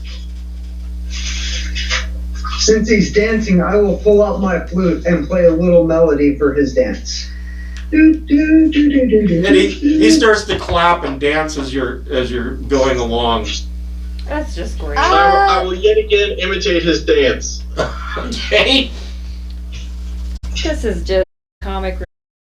Lit room. A great arched window along the west wall is covered by heavy red draperies, their golden tassels glinting in the light of 3 candelabras sitting atop small tables strewn about the room. Tall white candles burn with bright, steady light. A large bed, canopied with silk curtains, sits with its headboard against the north wall. Carved in the headboard with great skill is a large Z. Lying amid the velvet and satin sheets and bedclothes is a young woman in a nightgown. One of her dainty slippers has fallen to the floor at the foot of the bed. And here is Gertruda laying in the bed, wearing only her undergarment, her white robe. And she says, "Oh, I have written a letter for you to take to my mother." Okay, thank you. And she no longer has her choker on, and you can see there are multiple bite marks on her neck. Oh, jeez. She's got a hell of a hickey. Kinky. That all it takes to become a vampire, or do you have to drink the vampire's blood? So, generally, I would think that Helga would know this. Yeah, everyone but me probably already knows. Well, not really. It's complicated? It's a complicated process, really. Oh. First you gotta get some permits. Yeah, talk to the guild. You gotta pay, grease some palms. Well, it's anything like 3-5. Like, yeah, it's a pain in the ass. Yeah, it really is. So, let's see here. Yeah, you have to. Yeah, the drink to almost 0, ingest the blood of the vampire, then be buried for like 3 or 5 days or something. Wow. So, if the target is reduced to 0 maximum hit, buried in the ground rises as a vampire spawn. If the vampire spawn is allowed to drink the blood of the vampire lord,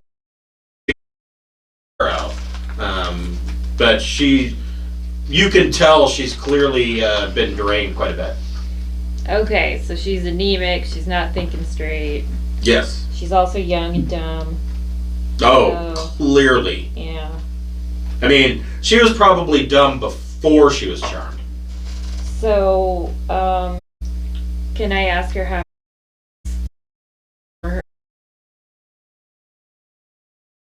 But those previous wives just ultimately didn't make him happy, and he's always made sure that they were interred in the crypts below.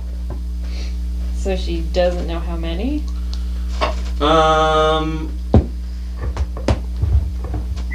She says, Oh yeah, it's a microwave. she says he's had many brides before. He has lived for as wonderful as Strahd, living so long, would have so many wives. It depends. Can we take her with us to the crypt to see if that's true? If they all seem to, if they have way. I don't know. I wouldn't want to kidnap her. She's already kidnapped. Does it cancel out, or is it double kidnapping? Yeah. Does it work like advantage, disadvantage? If we kidnap her again.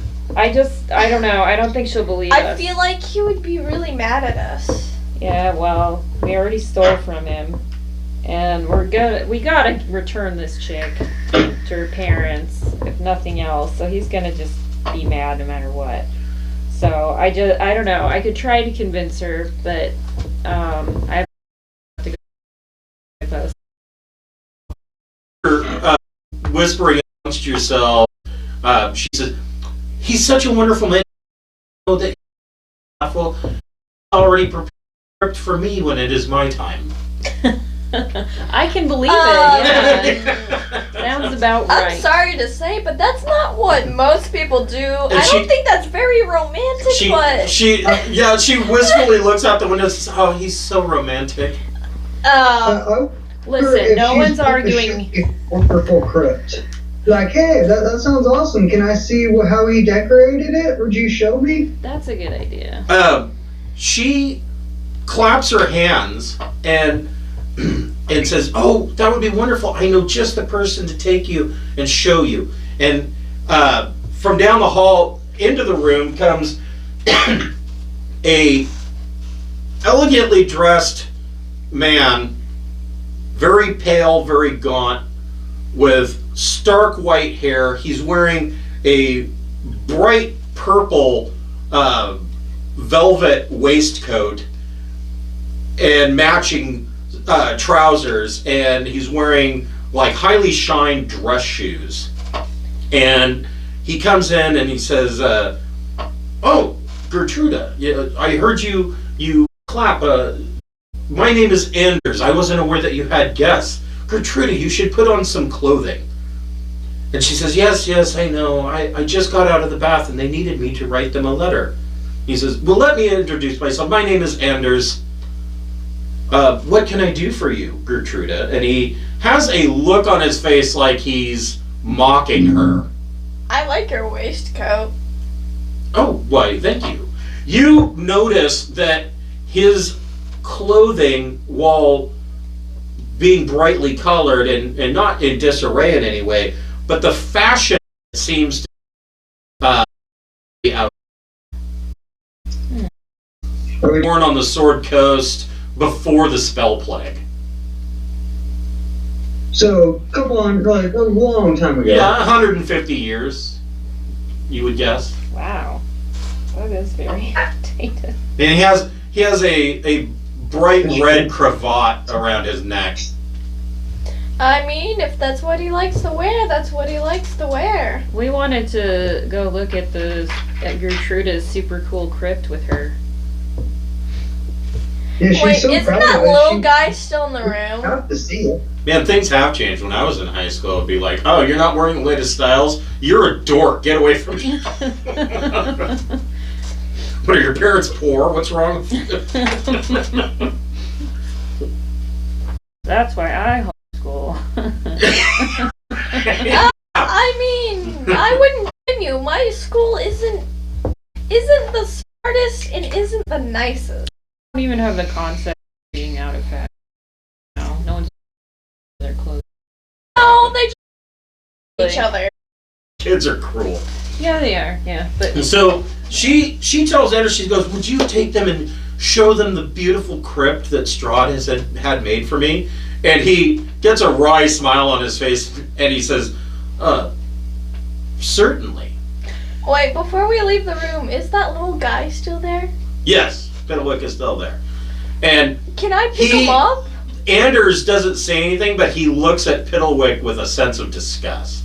Can I pick it up? Can I ask Gertruda when the wedding is? I don't want to go if it's like I don't know, like if I crypt. But we have Yeah, I don't think I can convince her out of her young love situation. I want to try and pick up Piddlewick. Bring him So- with us. Cute. You pick up Oh. Piddlewick, and and Mike, when you notice that when Chisim picks up Piddlewick, he reaches down and pulls one of her daggers out of her back. Chisim Piddlewick dagger back into the sheath. Will he do anything if I show Mine him? just chuckles. Will he do anything if I show him my ventriloquist Strahd dummy? Oh, I also have one too. yeah. So you show him the ventriloquist Strahd dummy, and Piddlewick is fascinated and kind of dances with.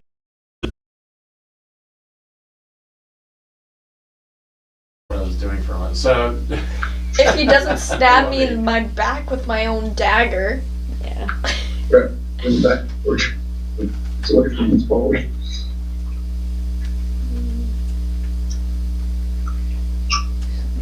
Hold on, I'm gonna.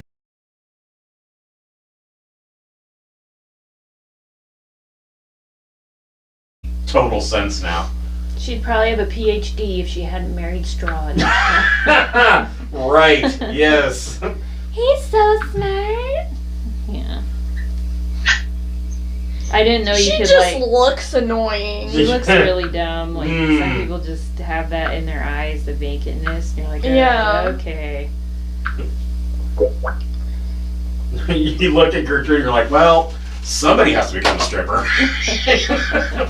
I took the letter to her parents, all right.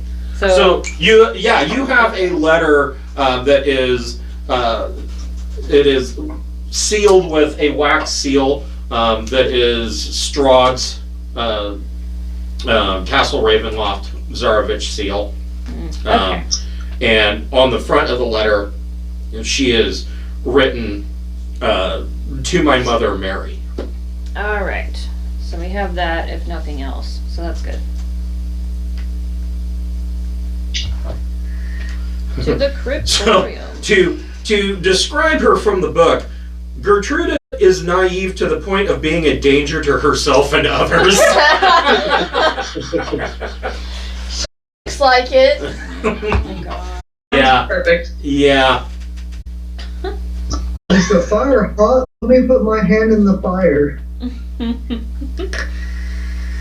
You what now? I said, she's like the type that, ooh, fire, is that hot? Let me touch it. Right, yeah. She is a tiny genius.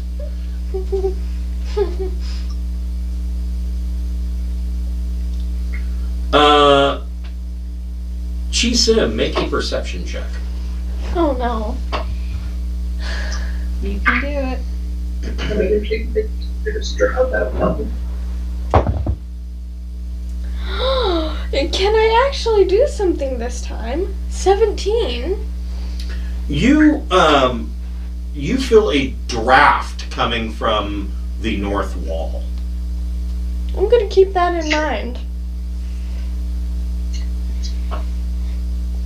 Since And in the corner, you notice that, or there's another door that leads off of this room, and the door's open, and you can see that there is a 4-clawed large bathing tub, ornate bathing tub, gilded with gold, sitting in there, and the floor is wet.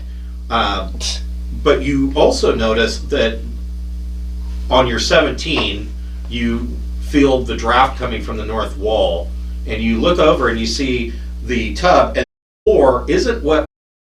There's bloody foot.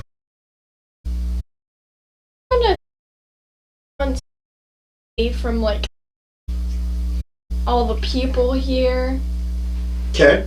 I'll just keep that in the back of my mind. It sits in this side room. There's a archway, and the tub sits in there, and there are red curtains that are open, and they can be closed to give the tub some privacy. And you can see that the tub isn't full of water; it is full of blood. Gross. Cool. I'm just confused on why anyone would bathe in blood. So I'm very tempted to climb in because I've heard of Madame Bathory and staying young and beautiful because of bathing in blood. So despite the fact that I know better, I fight the temptation to climb in and get a little facelift while I swim around in there. You know, bathing in blood is really good for your skin. Maybe. It's usually Good. The main thing we came here for was to fight werewolves and stuff, and we've completely forgotten about that. Well, you kind of got, more important shit to deal with. Anders says, "Oh yes, come. I shall take you to the crypts. Show you the way. We will have to go through the dungeon section in order to reach the crypts." Why don't we go around? You what? I said, what could possibly go wrong? Right. Let's go through the long dungeons. That sounds great. He leads you down a spiral staircase that, in the middle of the spiral staircase, it ends in a landing, and you come to a dark landing 10 feet wide and 20 feet long. A cold draft of wind rushes down the spiral staircase at the north end of the east wall and whistles mournfully through the room before streaming down the stairs to the south. An ornate square rug covers the floor to the south. Set into the west wall is an iron-bound wooden door with a wooden trapdoor set in the floor in front of it. Hanging on the north wall above the trapdoor is a framed portrait of a handsome, well-dressed man with a serene yet penetrating gaze. Is it Strahd or something?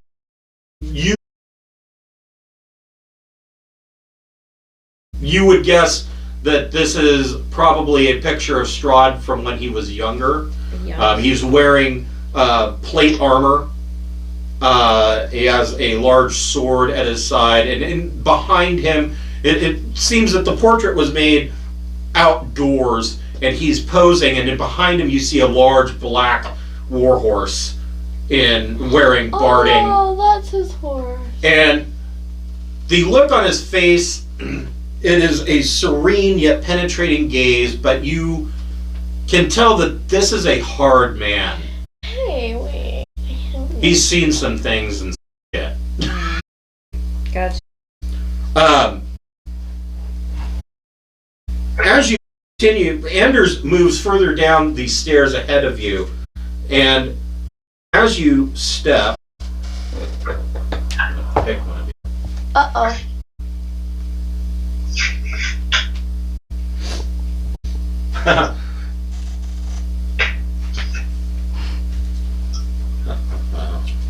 That's what I wanted. This. Hold on here.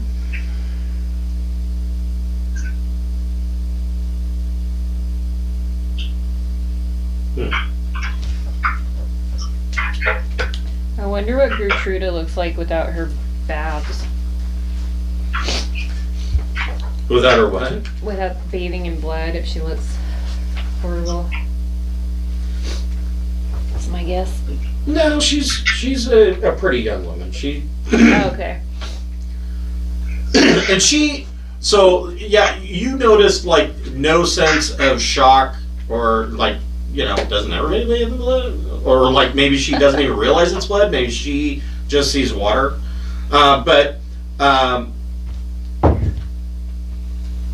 Oof, that's horrid. Mike, make a perception check.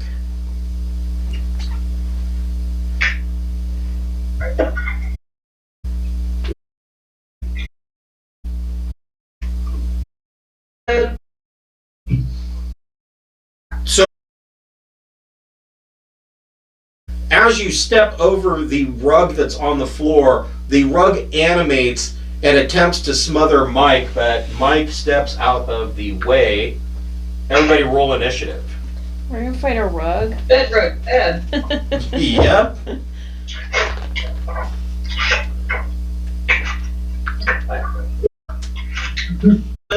Pep rolled up. Hazel got an 18. 9 for Mike. Hold on just a second.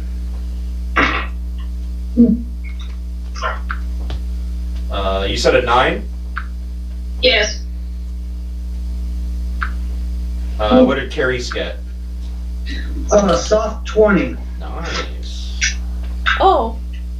Helga. 12. And she said, I too got a soft 20. nice. Alright. The rug got a whole whopping 6.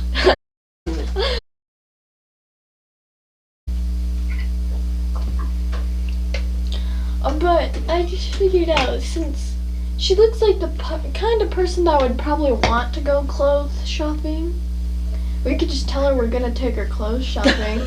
That might not be such a bad thing to do. To try and fool her. I mean, since she's so naive. Yeah, that's true. She would believe just about anything. I wonder though, it's gonna be somebody else that's gonna end up with Strahd if it's not her, right? So I don't know. But yeah, she has a bit longer to live. That is, if she can make it through without killing herself somehow. She'll find some other awful guy that's not a vampire to end up with. I can see why her mother locked her in her room for so long Yeah, now. that makes more sense. So definitely. Yeah, she's pretty and she's dumb. Not a good combo. Pretty common combo. Yeah. I swear as much. Until you get old. Then it's all over. Yeah, like big tough big tough guys, they age horribly too, because they call Fable, and they're like not used to it. They're used to everyone being intimidated. Yeah. Yeah, and then beautiful ladies don't age that well either. It's a long way to fall, that's for sure.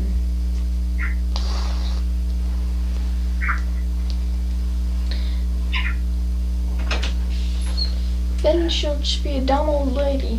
Yeah.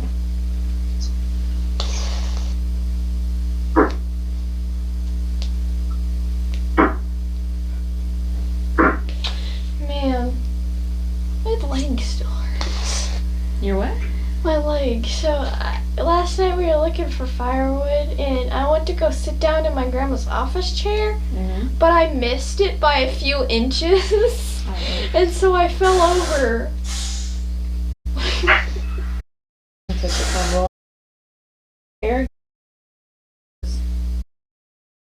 On the stairs. Just didn't calculate where the seat was.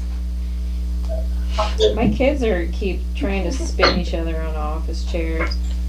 I can't even sit in the office chair correctly to be able to be spinned in it.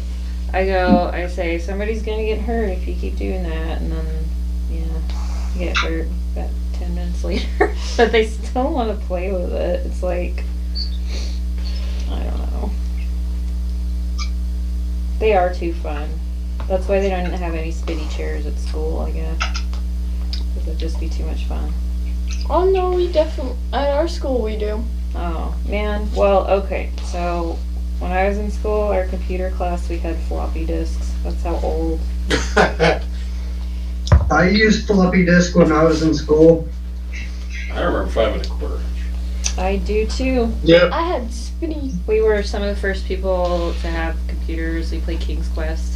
It took like, God, how many of those? I know, right? It was like it was a huge thing. And those discs, you had to change them all the time depending on where you went on the map.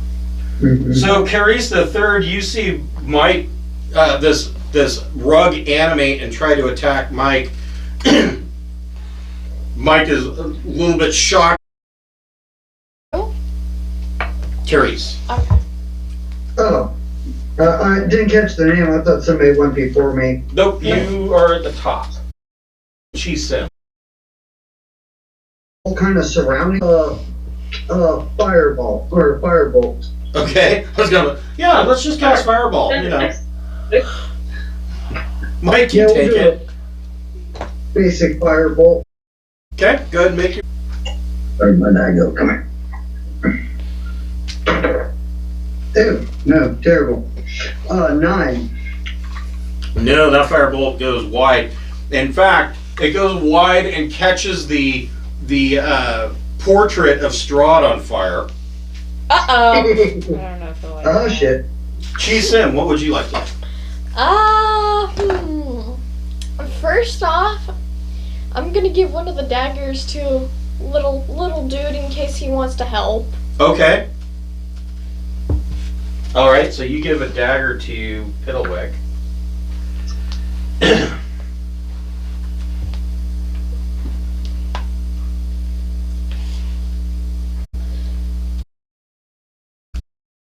And pull out my rapier. Okay.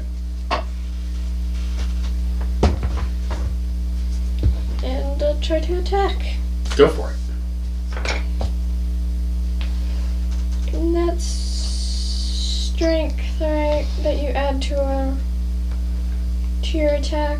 With a rapier, you're of either strength or dexterity. Oh, then I'll just dexterity.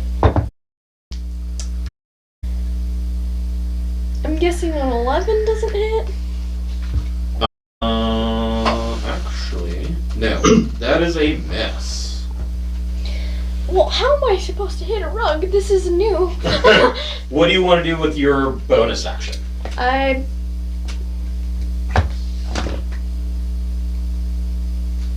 have 2 daggers, and I gave one to Piddlewick, so I'll just pull out my other dagger. Okay, go ahead and make your offhand attack. Or bonus attack. Or not! Because I can't hit a rug. This rug is wily. Alright. Maisel, what would you like to do? Okay, so where am I related to the So, you guys are kind of on a landing. It's not a very large landing. The rug is essentially in melee with Mike. So you can just step up and make an attack. Okay.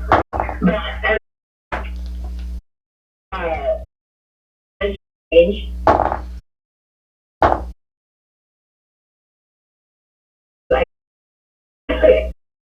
Mockery. That doesn't seem logical. You could. Let's see. Can I make It is be immune to psychic. Oh, damn it. Okay, never mind. Oh, it means a poison and Rugs don't have psychic. brains. Okay. Well, but I don't know. That's I what I've thought got. I could be I've got it. embarrassed. Psychic. That's it was the first 2. Please burn a rug. You're so ugly! You're a terrible rug.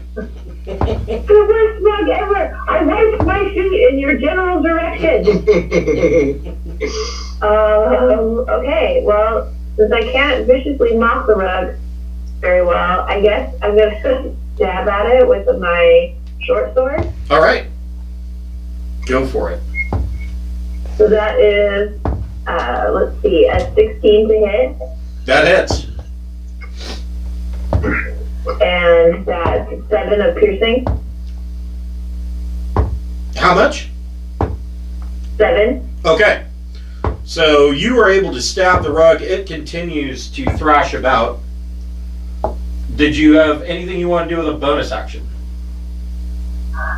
My bonus action, I will give bardic inspiration to Mike. Okay. So Mike gets an Right, extra the D6. D6? Correct.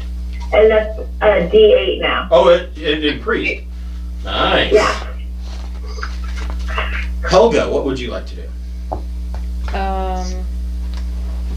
Let's see. So, how much of the rug is on the floor? How much is? So it's kind of like curled up beast, teapot, rug, and table. Kind of curled up like a snake. Oh, okay. Also, before, and I forgot, your divine sense, you are getting a whiff of rotten eggs coming from Anders. Okay. He's stinky, huh? Yeah, he's got the evil stink. Alright, I think I'm gonna use the heavy crossbow to try and pin the floor portion of the rug. Okay. Because that seems like a pretty... So it's ranged, you would be at disadvantage on your attack. Alright, I'll use a javelin instead. Right. Yeah, I just want to stab it down and then the thing will be stuck to the ground in that spot and it should be a lot easier to kill. When it's it still does 1d6 piercing. Okay. So go ahead and make your melee attack. Alright, I rolled a 4. Oh no. I get 2 attacks though now, right? 5th level, I believe you do, yeah. 17. Yeah, that hits. So 1d6. I rolled a 1, but hopefully it's pinned to the ground. So, you 1 plus your strength modifier. I don't have one. Yeah. Yeah. A paladin with no strength modifier. I know. Dumped it all. About it, but pinned to the ground, floor being stone. Get the one between. So you do. It doesn't stick. Thing with a bonus action. Can I sit on it? Force yourself to go prone. Yeah, I'll let you do that as a bonus action or part of your move action. Okay. So you use half your movement to basically go prone and sit on the rug. Yeah. Pepperell, what would you like to do? This is going to be hilarious if it works. I cast bonus action Hex on the rug. Okay. I want it to have disadvantage on strength saves. Okay. And then, since I'm always more than 5 feet from the group, I cast Lightning Lure. Okay. Oh wow, a Strength lot of DC leaves. 15 at the It's disadvantage. not raining anymore. It's Hold just on just raining a leaves. second. Hallelujah, it's raining leaves. I'm weird, sorry.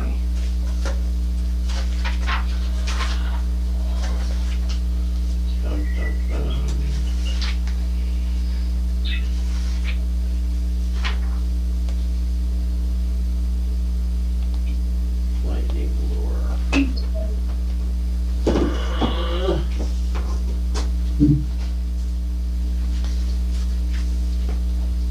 Had enough TD tonight.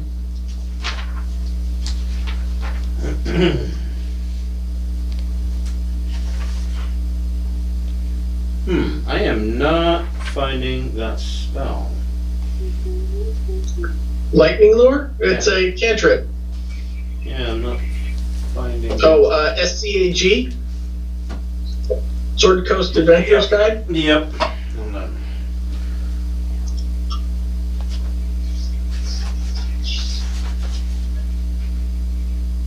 It's like people rarely use spells out of Sword Coast Adventurer's Guide, and sometimes forget that there are spells in here. And why they didn't reprint them in Xanathar's Guide is beyond me.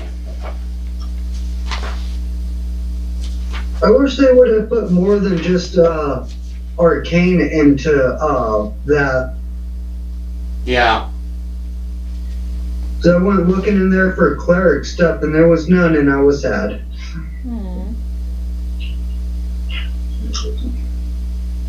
Okay. Okay, so disadvantage strength save. DC 15. Yeah.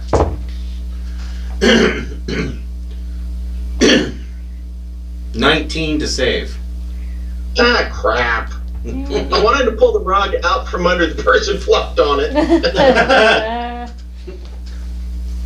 And the paladin is still standing. Yes. Anything with a bonus action? Oh. Okay. Yeah, I Hex, then Lightning. Right. What would you like to do? Be very confused by the attacking rug and slash at it with my great axe. All right, go for it.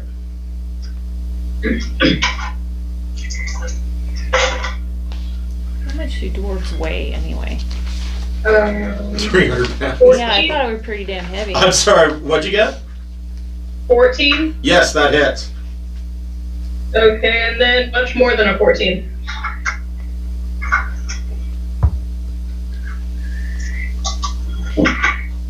Do you want each attack separately? Yeah.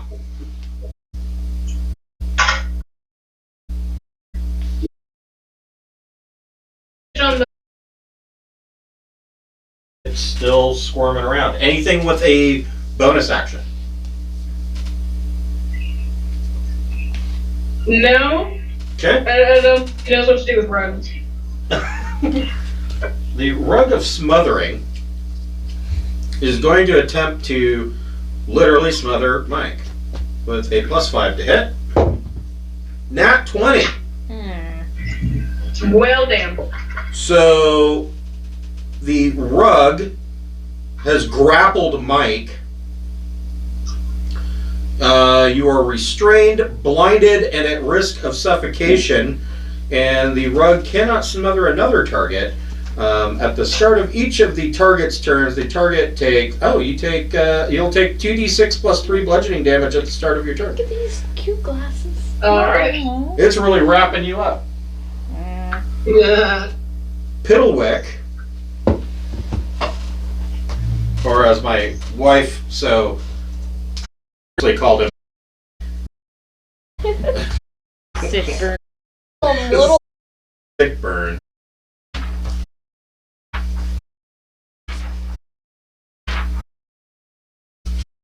Let's see. It's like Cicero and Oblivion. Or Like, damn. whatever.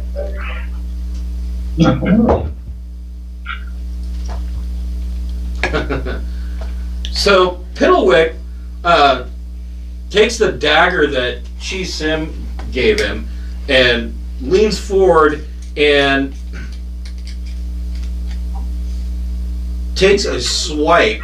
What's your AC? 14. Okay. So Piddlewick leans forward and takes a swipe, and it catches the edge of Chi Sim's cloak and kind of cuts a slice into it, and he looks at you and holds up his hands like, oh, sorry, I didn't mean to do that. I just kind of shrug it off. Okay? He's so cute. Who could stay mad at that little rotting face? I can always buy a new cloak or fix it. So where Carrie's the third had missed with Firebolt, the painting doesn't completely catch on fire, but there is a burned hole in the middle of the Oh, that did not go well. Hey, do you have ibuprofen? Carries is picking carries up off the floor. I have. New cats have not learned personal boundaries yet. I'm starting to. I have Excedrin if you'd prefer. I've been Let's had see. so much caffeine today. Thank you. I'm sorry, what are you doing, Carrie? Oh, I was trying to figure out where my pencil went. Oh. Damn cat.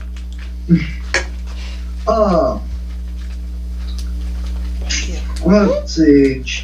That's not gonna work. That's not gonna work. This one set Mike on fire. I'm going to. I will try to do a strength grapple thing to try to pull the rug off of Mike. So you're going to grapple. Yeah, I'm gonna rug off.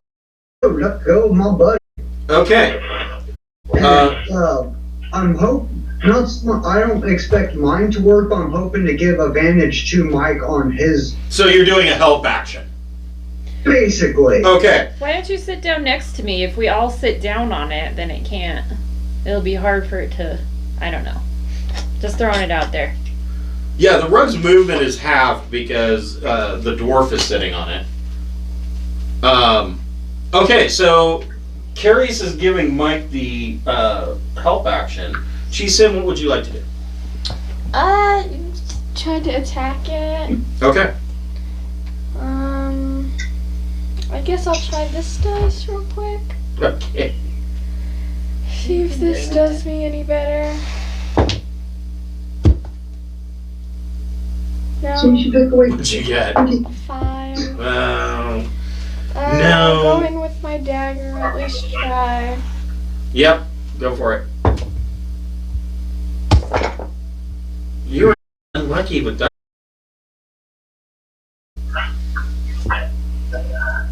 Let's see. I can't believe we're battling alone. I still can't quite get over that. Is the rug under a magic spell? It is an animated object. Animated object. So I can't dispel magic to make it stop? No, because it is considered a large construct.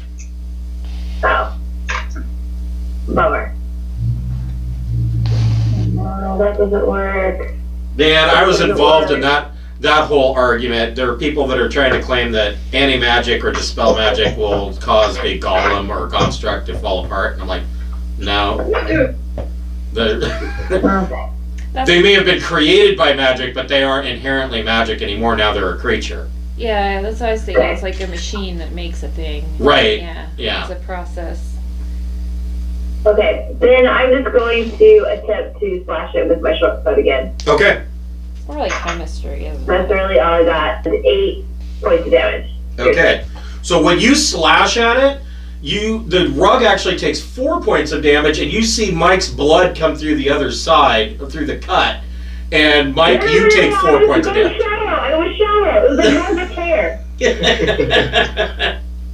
wasn't stab. It was a swipe. Superficial. Well, I mean, it's only 4 points, so, you know.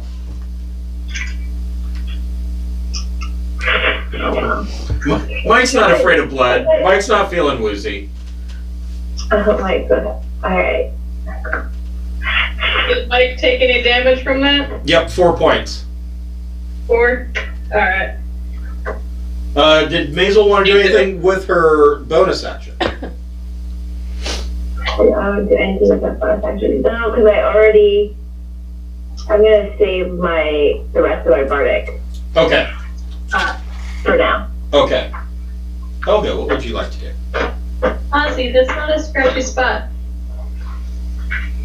So I did poke a hole in it last time. Is that like frayed and stuff? Yes. Can I like find a thread and yank on it? Sure. Make a strength check. Oh, actually. I got 15. Yeah. So, and the rug got a 7 because it is at disadvantage for strength checks. Roll d4 plus your strength modifier. I got 4. Okay. So, Helga, sitting on the end of the rug, reaches over where she had stabbed it with her javelin, grabs a thread of the rug and pulls on it, dealing another 4 points of damage to the rug. I will yell and draw attention to what I'm doing also, because this seems like a winning strategy to me. I'm sitting on it, I'm heavy, and it's unraveling. Oh, stab Mike on accident. Get my crochet hook out. You can use scissors. I don't. Yes, the use my dagger. The rug is susceptible to dispel magic, and it has an anti-magic susceptibility.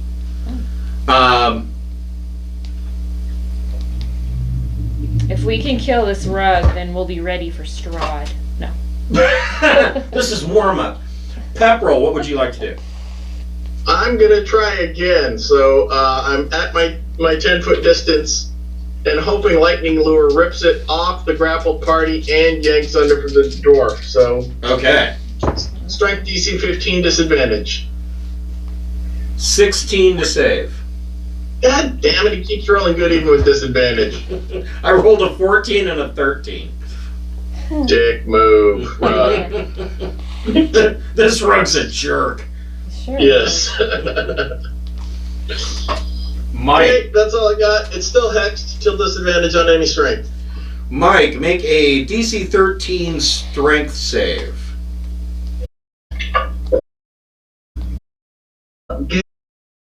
Helping.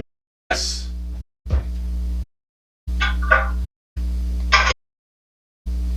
And it has and you need that bardic. Oh, and Mike actually, before the save, takes 7 points of bludgeoning damage.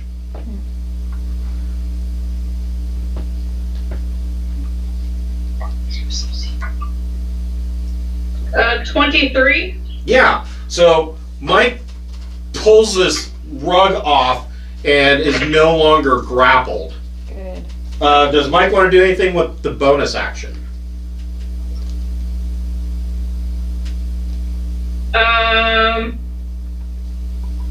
I mean, he'd like to tear it apart. Go and make a strength check. And he could, like, pull his horns through the rug. Yeah, you can do that. So yeah, make an attack. I will make an attack.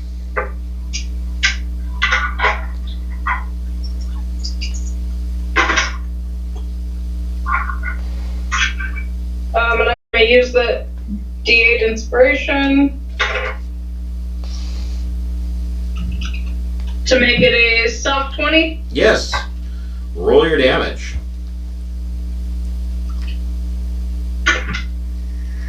10 damage.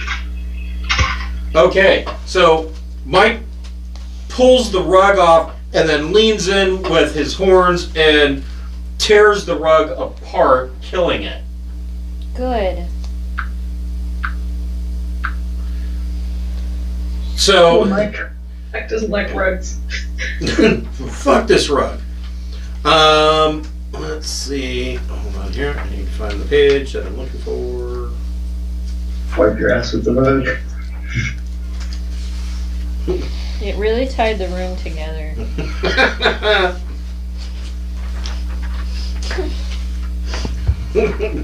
Gabe's monk. He based the monk on the dude from Lebowski. That's cool. When the ancient dragon attacked him, he's like, "Dude, you got the wrong Lebowski. I'm the dude." I'm not Lebowski. You're Lebowski. I'm the dude. Or dude. Hello. Yes. That's good. So you make your way down to the bottom of the stairs. Anders is now nowhere to be seen, and you get to the bottom of the stairs, and there is water at the bottom.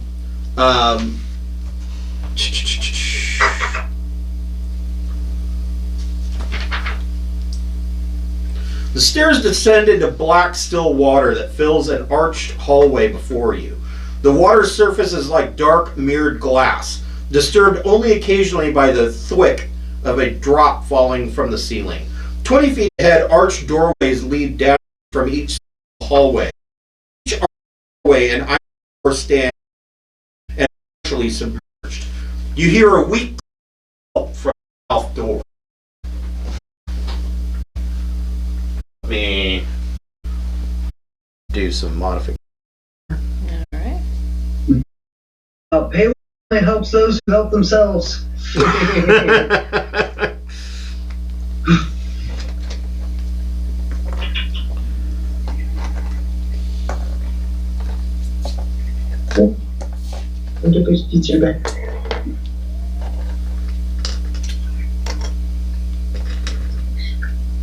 He was very happy about that. Super.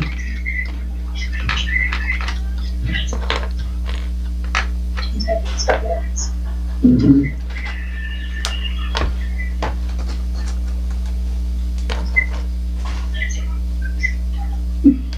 That's so much animals.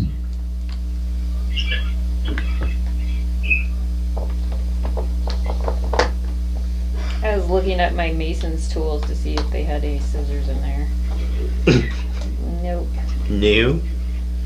It's other good stuff though.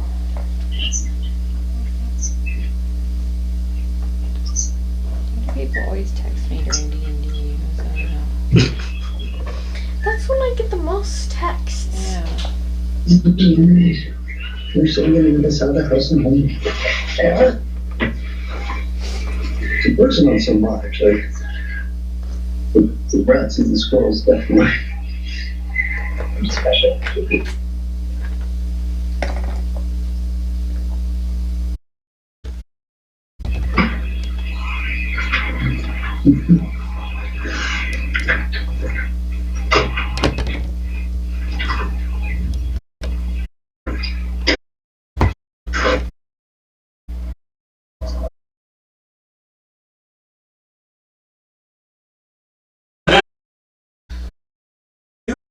can hear a cry for help coming just beyond the southern door. And let me get a map for you guys. But I can see 120 feet, so. Right.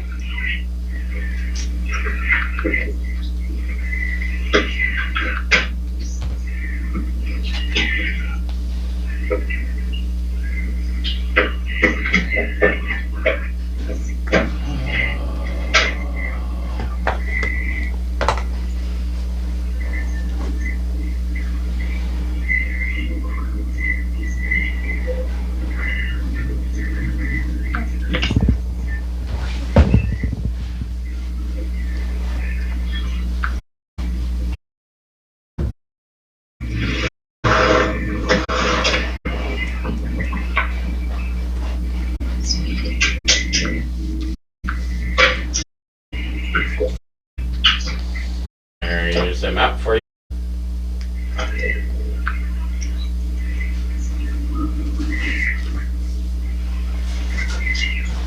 So that's what this hallway looks like when you get to the bottom. The water in the hallway is about 3 feet deep, and it is opaque.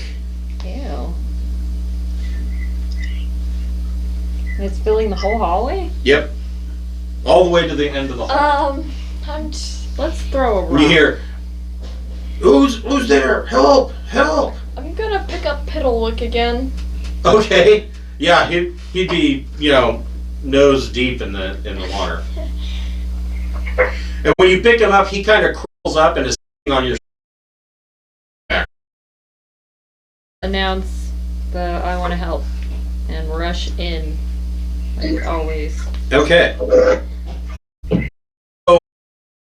And when you look through the door, you see that there is a dark-skinned, bald man that is chained to the wall.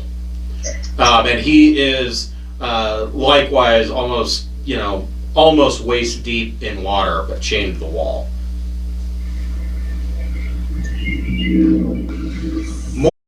A mold-covered ceiling hangs 3 feet above the still black water that fills this dungeon corridor. The water is 5 feet deep, 10 feet square cells.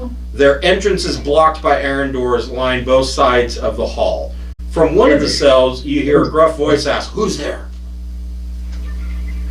It's me, Helga, the paladin. Right now the only paladin in all of Barovia. A strong man clutches the bars of his cell with chains manacled around his wrists, struggling to keep his teeth from chattering. His clothes are shredded, and he is soaked from head to toe. He says, You have to get me out of here." Does he have any ideas on how to do that? Because, there's rest.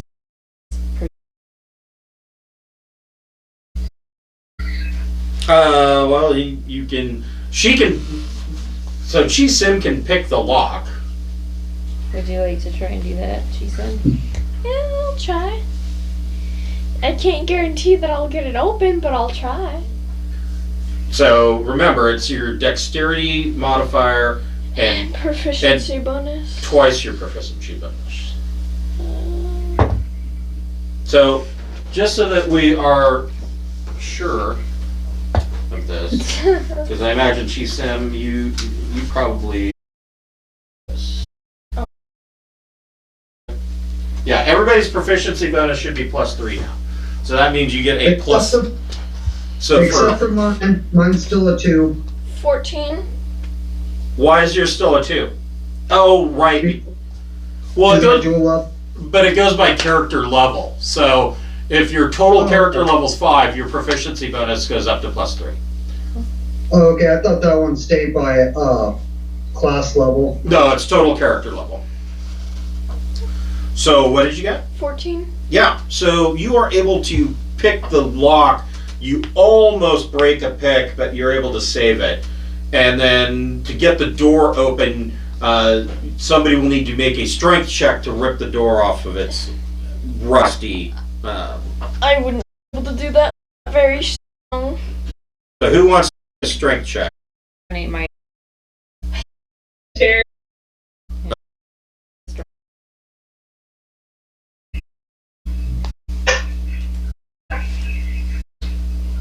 He's still shaken by the rug. So He got a. you got a 1. So while Mike is fighting with this door, trying to get it open, Helga, you catch a whiff of evil coming from inside the cell. I'll ask him how he got in here. He says, I'll offer anything to help you in exchange.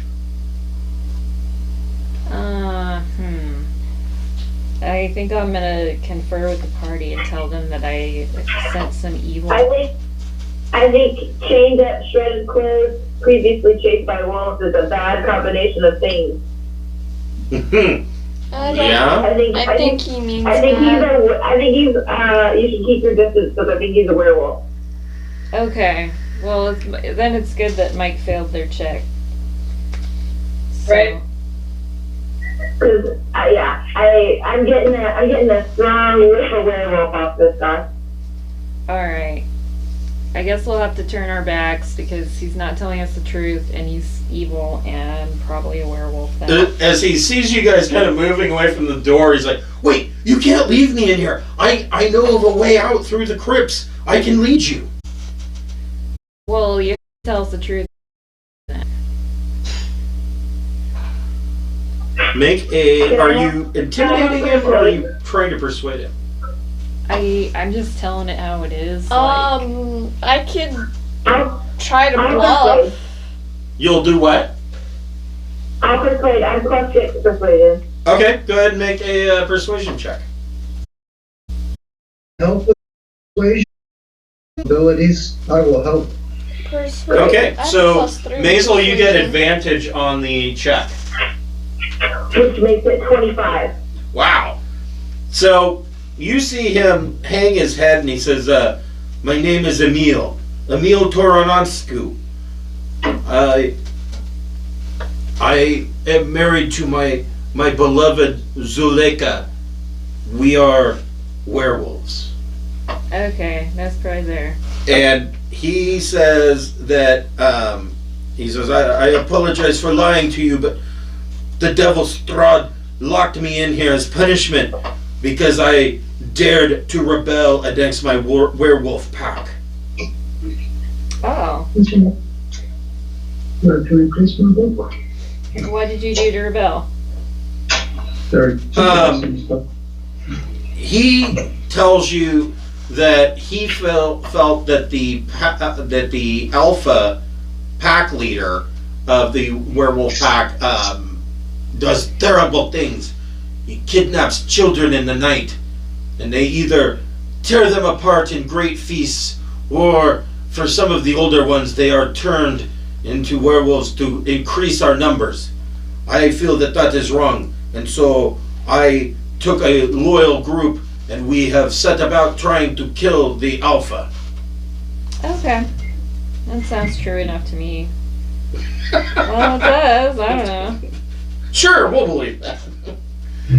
Well, it sounds less bullshitty than a bunch of wolves chased me here and then I got locked up for no reason. So, what does the group think? We're a democracy in this party. I mean, he told the truth, so Do you guys want to leave him or get him out? get him out. I like danger. Let's get him out. Since he came clean, I think we can do that. All right. Okay. Then. Does somebody want to? So I'll do a strength check. I'll try. I'll help her. okay, so you get an advantage. I rolled a 17, so and a 15. Yeah. Yeah. So you are able to pull the bars or pull the iron door open from its rusted, crusty cell wall, and he is still manacled to the wall. Chisim, do you want to pick the locks? Or you guys just want to break the chain? I can try picking it first. Okay, go ahead and make a lockpick check. I'll break it with Mason's tools if this doesn't work. Gonna say, don't you want the title, Breaker of Chains? That's a Steam achievement. Yes, it's a Steam achievement.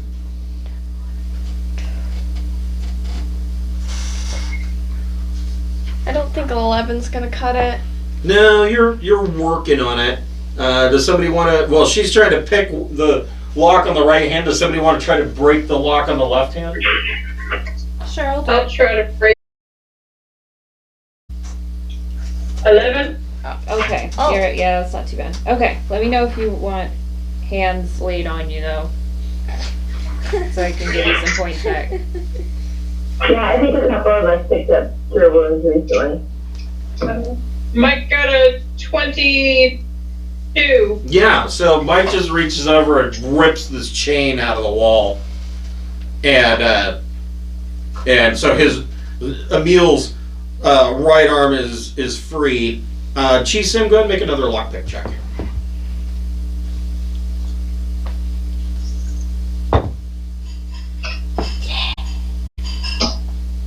What'd you get? You get him unlocked, and Emil says, "Here, follow me. We shall head down the hall, down the corridor, and out through the crypts." As you guys are heading down through the corridor, Chi-Sim, make an investigation check. Badly.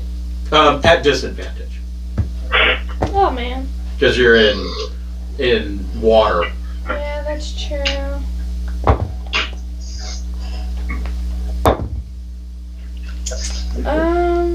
15? Wow, that's pretty good. So Chi-Sim, as you guys are heading out towards the crypts, Chi-Sim finds a number of traps in this hall under the water, and she kind of leads you guys around them. There are trap doors set in the base of the floor that, if they were to open, they would open into a 10-foot deep pit, and because it's filled with water, you don't know what's at the bottom of the pit. Could be spikes, you don't know. But she leads you around them, and you were able to avoid the traps. Bottom of the pit. Yeah, I pit with a rolled a kraken. 15 and a 16. Yeah, exactly. It's got a kraken in it. No, it's not a kraken. Oh man, no krakens.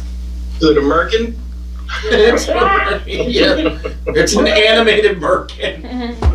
It's trying to smother us. He leads you out into the main catacombs.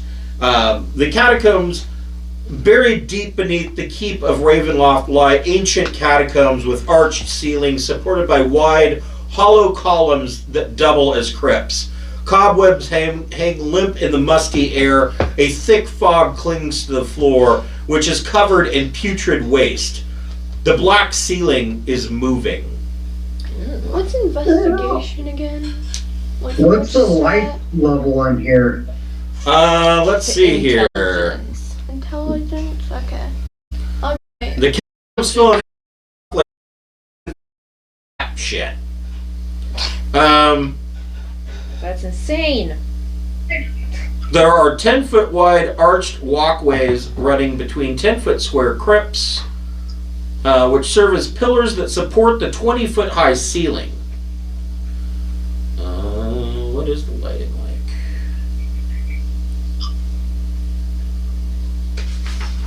They don't want to tell me. It is dark, but there are on the columns that are supporting the ceiling, there are a number of torches mounted. Oh, okay. So we can see? Yes.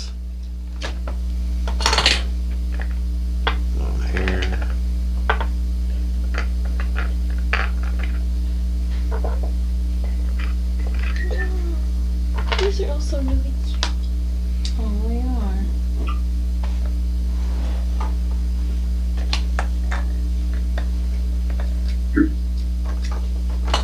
So we're just following this guy? Yes. Sorry, I'm updating the map.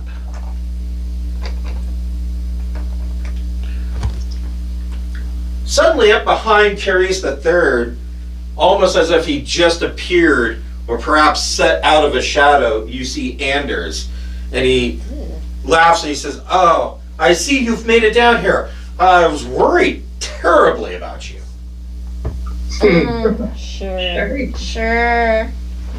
Says, "Here, come this way," and he leads you through the crypts. And as you're going, Emil leans over and he says, "Do not trust this one." I don't. So Anderson doesn't mind that we set this guy free? Anders doesn't seem to really care. He doesn't really care about anybody but himself, it seems like. Everybody make a perception check.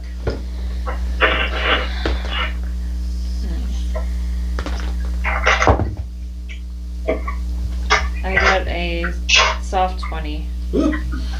16. I told everybody he's stinky, right? He stinks of evil. Stinky. He's a stinky feller. So, Pepperell, you pass a crypt, and the plaque on the stone door that goes into this crypt says, "Herein lie the bones, or herein lie the ones who walk the path of pain and torment." Ooh, I want to go sketch it. 23 for Mike for perception. 13 for Carries. So, okay, hold on. So Pepperell, you get all excited about this, and Emil leans over and he goes, "This is not truly a crypt, but this is a tunnel that leads out of the crypts. This is the path out." Cool.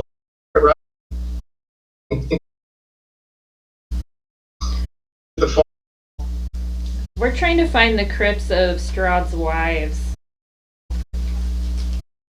Fun. Is that what we're, or does he, how would he know? That's where you're going. So Emil's gonna go out though, right? Probably, I'd imagine.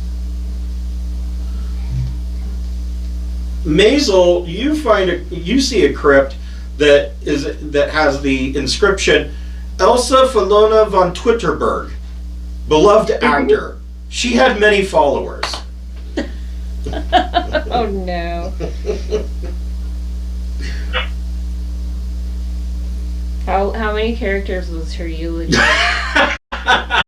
Yeah, eulogy. Sure.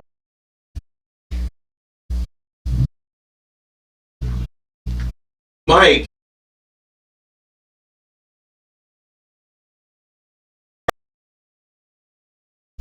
Healing pain. Yes. And Carice the Third, you find a crypt that is titled Lady Isolde Yunk, Isolde the Incredible, purveyor of antiques and imports. I will attempt to go in that crypt. All right. You That's so open. interesting. You open the marble door that seals the crypt. A skeleton draped in rags lies atop a marble slab in the center of the crypt. Piled all around it, covering the floor, are heaps of old baskets, braziers, bundled tapestries, candlesticks, chairs, chests, cooking utensils, cressets, curtain rods, decanters, dishes, jugs, ceiling. Does Do you it have know the any scroll gems cases on down it? there? Yeah, the scroll cases are actually empty. Damn. Anything in the chests? Nope, empty. Purveyor of junk, apparently. Though the antiques here might fetch a fair amount of coin, they are hardly worth the trouble to transport. Purveyor of Does the crap. chandelier have any like gems on them? No, there's nothing of real.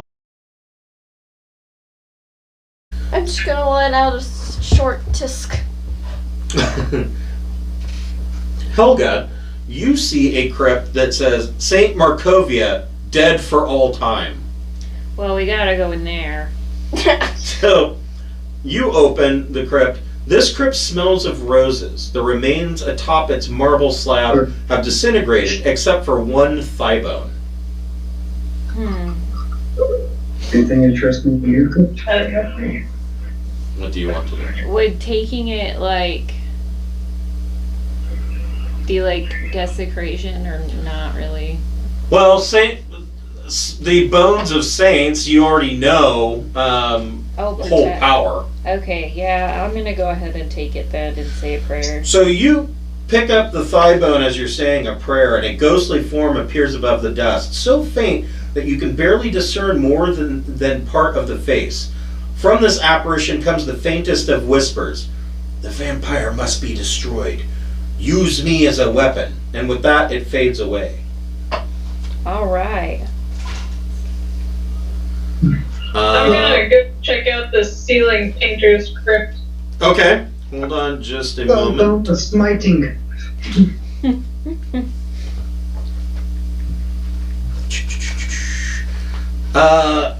Helga, make a religion check. Hey, I got a 20. Nice. You recognize that the thigh bone, when you're holding it in your hand, now that you're close to it, you realize that the thigh bone actually has a platinum band around the top part of it, and a platinum end cap set with jade. And you realize that this isn't just a thigh bone, it's a mace. Nice. I will take that then. It does require attunement. Okay. I'll be doing that later. Okay. Alright. Should it be like, can I identify it first before she sees to it? You can. I know it's good though. So You're getting a good vibe off of it? Then I don't need to. I'm just preparing. Yeah, I can. So that it's not something that like instantly puts you in a bad mood all the time. I can sniff out evil and it smells really good. So yeah, it smells like roses, and you can hear the sound of chimes coming in your ears coming from this thigh bone. Okay. Groovy. You might have gotten a sun sword, but I got a bone mace. Yeah. Thigh bone. I'll get this smack. Evidently, Saint Ovia was a happy woman. So, Mike, the Artista de Slop, the domed ceiling of this crypt is painted with an image of imps holding bouquets of colorful flowers. A skeleton draped in rags lies atop a marble slab in the center of the crypt. A wooden box is tucked under one of its bony hands. I will investigate the box. Okay. What's in the box? So the box is unlocked and you open it and it contains 7 wood-handled paintbrushes and 7 small gourds of dried up paint. So, paint set. Cool. Yeah. Hold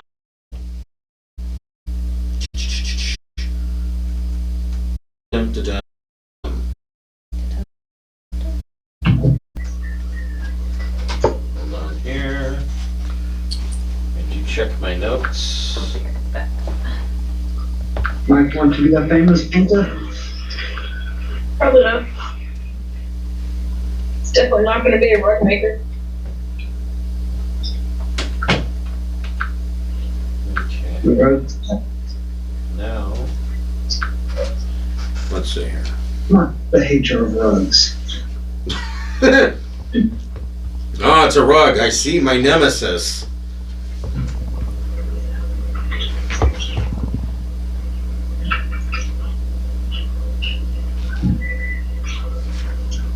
Hold on here. What are you? I'm a ranger.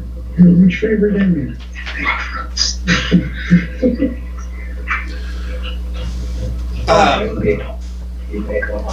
Sim, you find a crypt that is titled Growlmore Nimblenobs, Wizard Ordinaire. Growlmore Nimblenob's Wizard Ordinaire. I'm gonna go check that out. Okay, you open the crypt, and lying on a marble slab in the center of this crypt is the corpse of a man with a long white beard.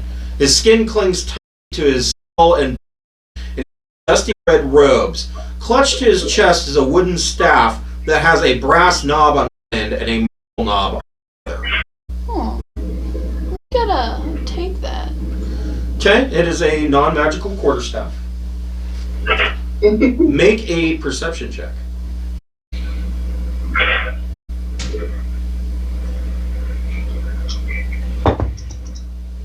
I didn't do too well on this one. I got a 10. Yeah, you're able to find that there is a small secret compartment underneath the slab that he is laying on.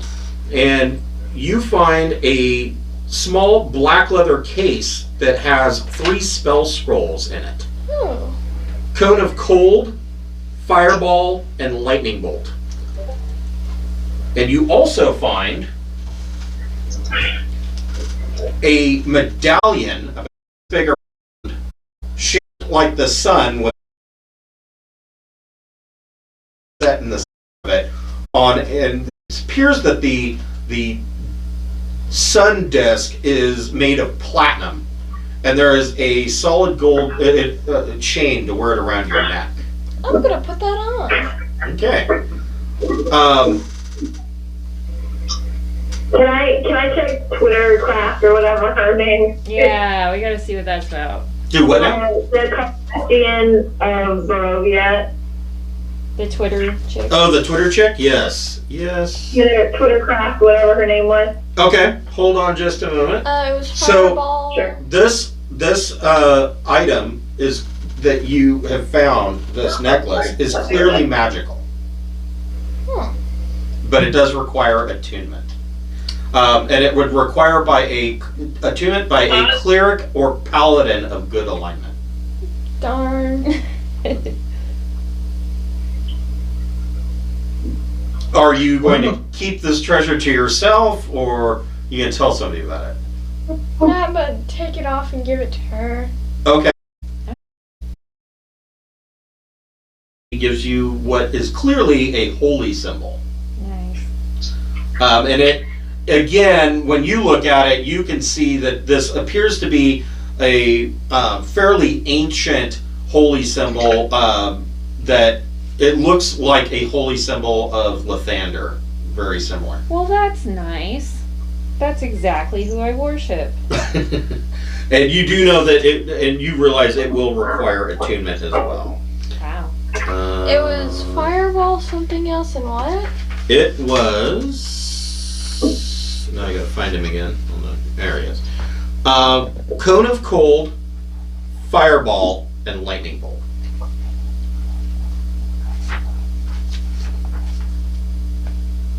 Those are scrolls you found? Yeah. The thing I have is just like we don't know yet, a question mark. Next. Yeah, you don't know what the two items that you have now. I mean, you don't know. You know it's a holy symbol, and that's all you really know. You don't know. Hey, now I can doink people with my staff. Yes. I guess doink. I like Where that. did? Not magical, but just bop somebody on top of the head. Where did Twitter? Oh, here she is. So, Maisel, you push open the crypt. A skeleton draped in rags lies atop a marble slab in the center of this crypt. 9 shallow alcoves are carved into the surrounding walls. The back wall of each alcove is painted with a full-body image of a handsome man. Some of the men wear fine clothes, others wear armor. At the feet of each painting rests a skull atop a pile of bones. Let's see. I'd really like something fancy in there. I'd like to investigate the alcoves. Okay. Poke around. Go ahead and make an investigation check. Got it. 6.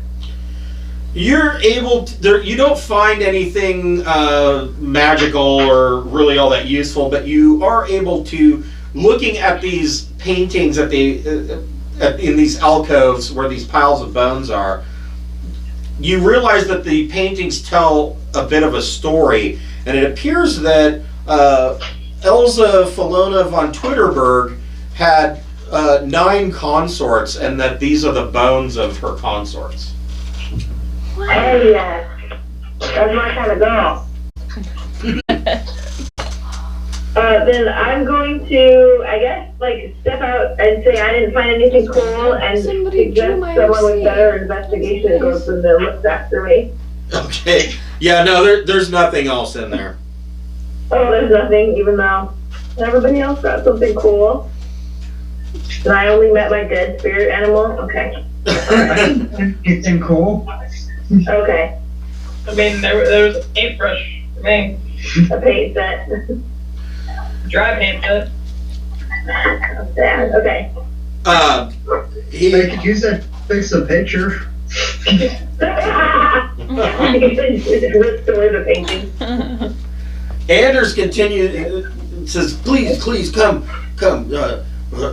Gertruda's future crypt is right over here. And as you're going, you start to see more elaborate crypts. And Pepperell, you find a crypt that is simply labeled Sasha Ivalovskova, wife. Gotta look in there. Is it fancier than the one I already took a rubbing of, or is there a different font, or does it have any other interesting different font aspects? It's in Comic Sans. It appears to be a little bit fancier than some of the other crypts that you've seen. I'll go have a look. Web thick and pale as lead and cover a shapely female form lying atop a marble slab in this dusty, web-filled crypt. When you hear a voice issue from the darkness, "My love, have you come to set me free?" And then the woman rises, the shroud of webs clinging to her in a ghastly fashion. She is a vampire spawn. Everybody roll initiative. It's I'm alive! gonna sketch her. Dang it. I wonder how Strahd would feel if I did that consecrate ritual I didn't roll too on his bad. wife's I crypt. did. Oh no. That's alright. It's on initiative. That's not a bad time to roll one. Yeah. I think that's the one time it doesn't count against you. Like, worse. Okay. I got a 2, actually. But. Jeff got so Pepperell got a 6. Yeah, exciting. Mike got a 7. I'm sorry, what did Maisel get? A 10. Okay. It flashed on my screen too quick for me to to get it. Carrie. Wow. Olga. 2. And she's Sim. I got a 12.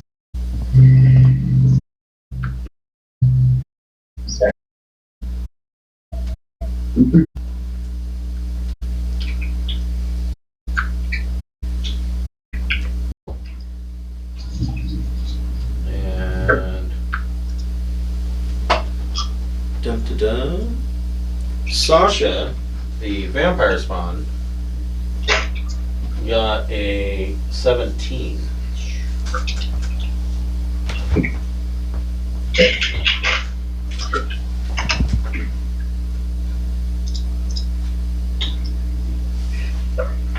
He's a big pillow. There we go. Okay.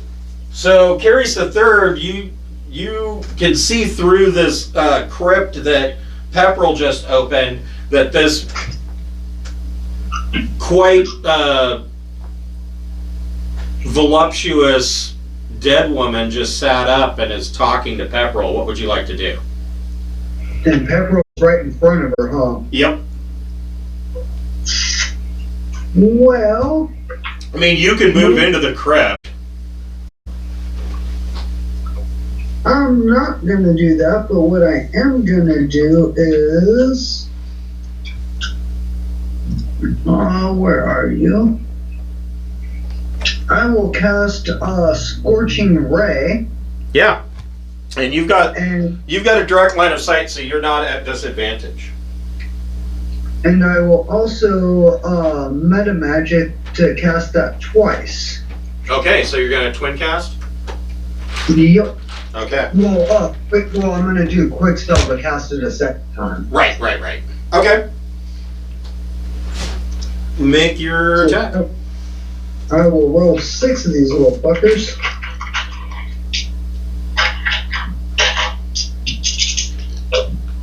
First 3, low one is probably not gonna hit at a 8. Nope. Then 19 and 21. Both hit. Alright, let's go ahead and do second count real quick. Does. Yes. And 20 something again, so 4 out of 6 will hit. Yep. And that is. Which is 2d6.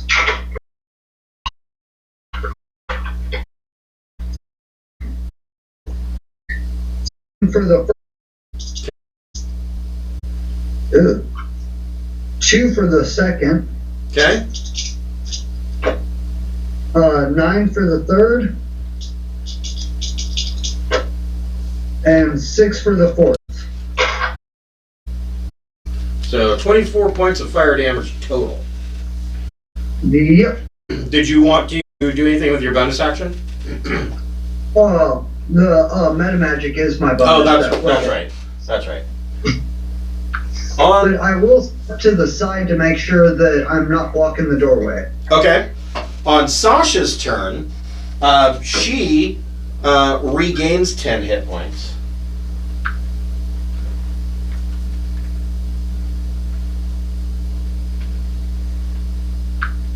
Here.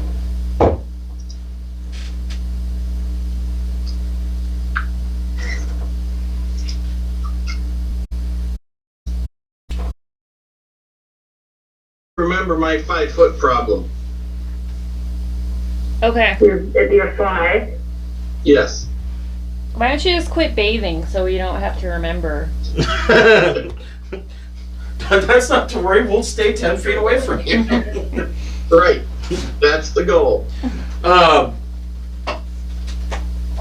the Spawn's turn, behind Chi Sim, Anders pops his fangs and tries to feed on Chi Sim.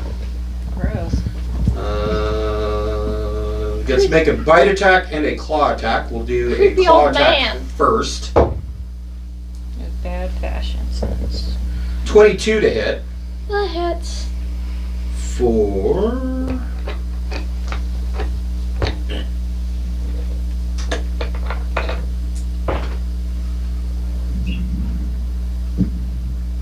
9 points of slashing damage. And actually, instead of slashing you, he grapples you and then makes a bite attack.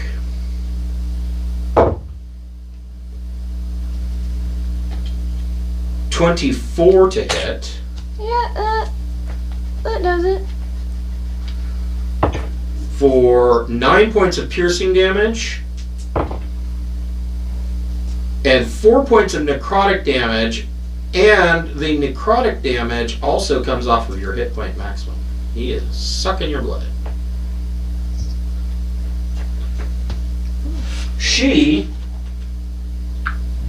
Sasha, is going to attempt to do the same thing to Pepper. She's within 5 feet of you. Does that mean? Poison damage features. Yeah, she is. As a spawn, she's. Sorry? As a spawn, she's not resistant or immune to poison It damage. takes how much off of my Any turn? creature that starts its turn adjacent to me takes 4 points of poison damage. Okay. Okay, so she takes poison damage. And she's going to attack you. Oops. So Sasha evidently has been laying here a long time, and she goes to get off of her concrete slab and falls flat on her face and goes prone. Glorious. Okay. Hooray for her. Do you have a miniature set up for Andrew? Oh, okay. I think I Got see me him. grappled. Yep, she's grappled. And actually, I see him. Hmm.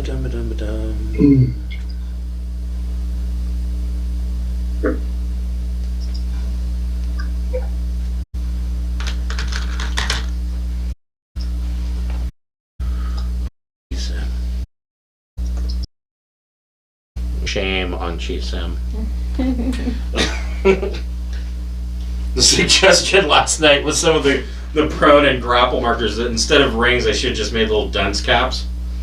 That's funny. Chisem, you can go ahead and make a strength check to try to break the grapple.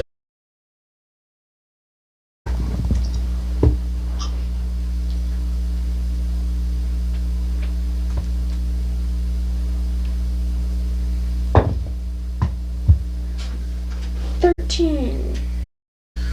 You are no longer grappled. Do you want to do something with your bonus action? Well, yeah, I'm mad. Turn didn't probably anything I could use is my dagger, right? Make fun of his clothes. Yeah. Well, you could use your rapier if you want to.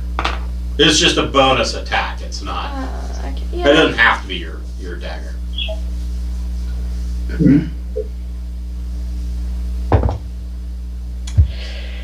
I'm not going to. Okay. Don't think a 10 hits. No, a 10 misses. Maisel, what would you like to do? I would like to cast Disha. Yeah. Okay. What kind of save does she get on that? A wisdom save? It is a Wisdom 14. Okay. Uh-oh. No, Sasha gets a 6. Woohoo! Dissonant. It's just over no good. Fuck you, Sasha.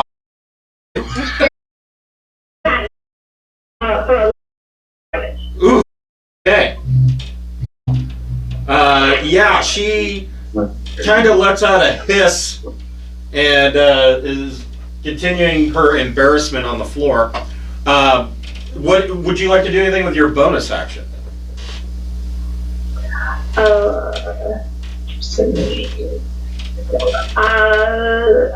I will use another bardic inspiration, give bardic inspiration to Pepperell. Okay. D8, right? D8, yes. And did you want to move at all? I feel like, aren't I like right in the middle of the pack? Yes. I'm kind of stuck. This is where I am is fine. Okay. All right. Mike, what would you like to do? Is Mike closer to Butler dude or Fail Vampire? You are closer to Anders, who is in a fight with Chi Sim. Okay, can I smash him with my horns? You could do basically a 10-foot slide around, and yes, you could hit with your horns. I would also like to rage. This seems like a decent time for raging. Yeah. Fucker. It's raging time.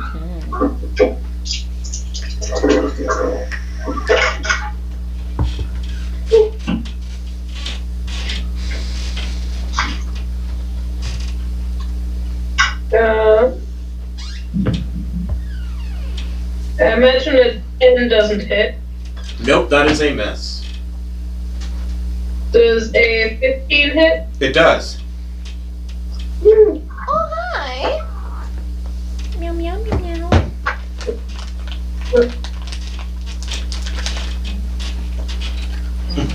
13 damage with the horn. How much? 13. Okay. So you gouge at her with your horns, and instead of taking 13, he only takes 6. That face. Would I be able to use my hammering horn immediate action Slippery. to try to like push him off her, I guess? You're slippery one. Hold on here. Need to look at something. Not very angelic on my feet.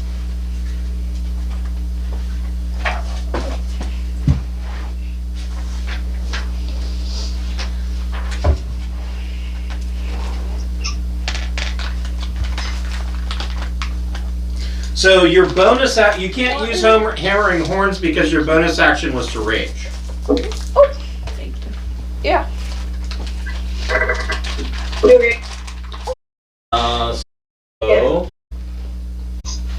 Pepperell, what would you like?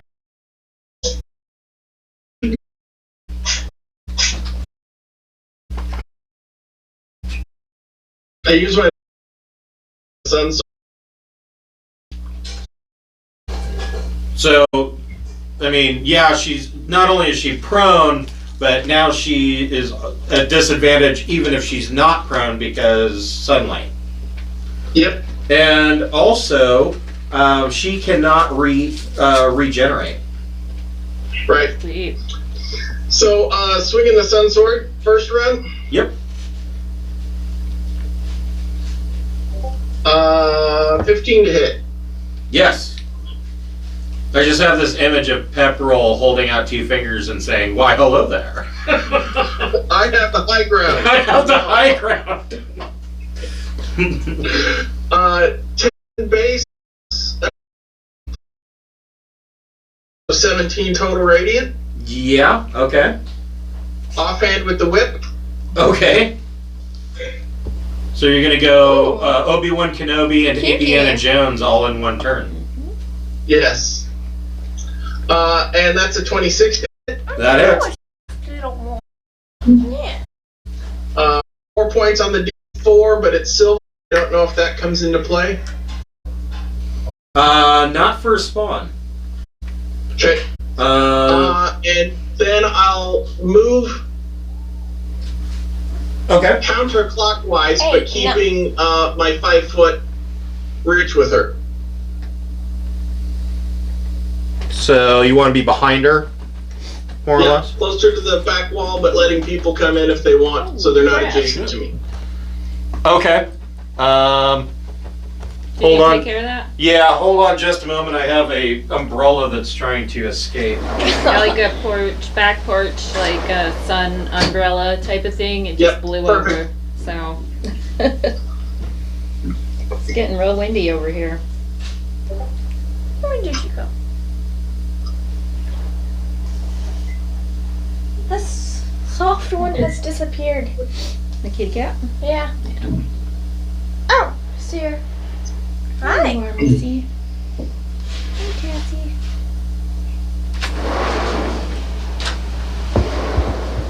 It's got suddenly windy out here.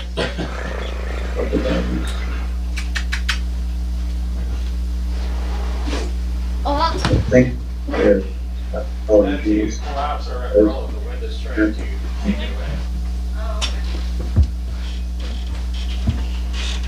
It's soaking wet though, so I left it outside.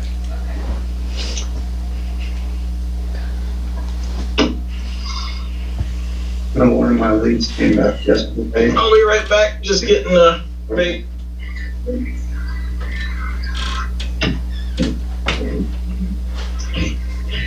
Hi.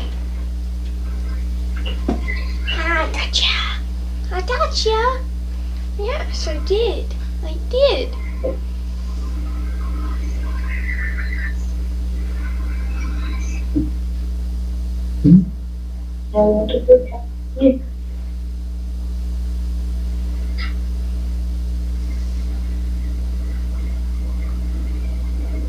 Mustache here.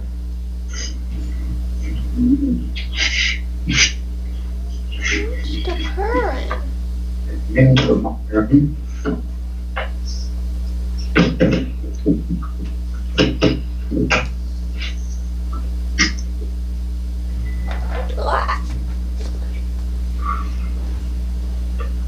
Uh-oh. Uh-oh.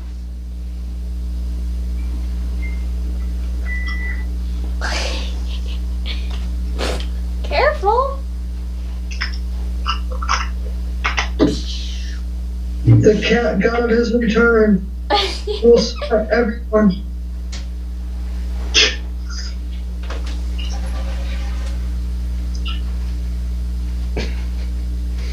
All right, so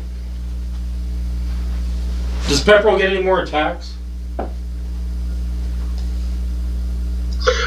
That was main attack and bonus for two-hand fighting. Right. Yeah. Okay.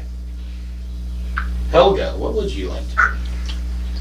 Let's see here.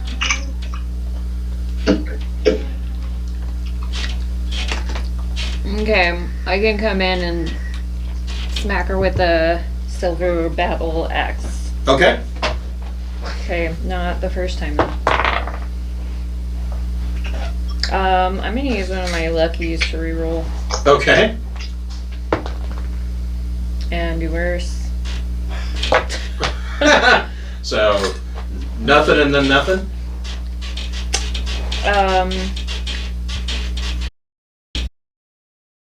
I should say.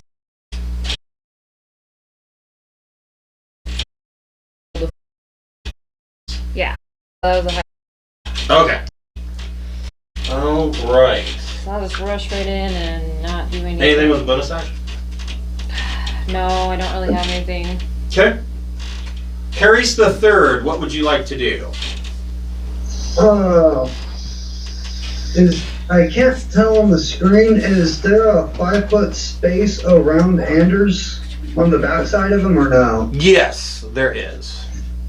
Second question, the ground, are we still in like a rocky catacomb Yes. kind of thing? Earth and grass behind him, Okay. and if you grab him. All right. What kind of save does he get on that? That is a 15, and it's going to It's always be that kneecap, too. saving. Dex or strength? I'm sorry, strength. Okay. Nope, he got a 6. He is grappled and will take 2d6 Oh, I got a bludgeoning. Sweet. So, actually, My bad. nope, you're For fine. 7 bludgeoning. Oh, I gotcha. Okay. I gotcha. And is considered restrained. Yes. How you doing, Ted? So he's restrained, not grappled. Yes, I mean- he's restrained. They have one of those too. No, not petrified. Petrified? I didn't even scare him that bad. He's gonna get me.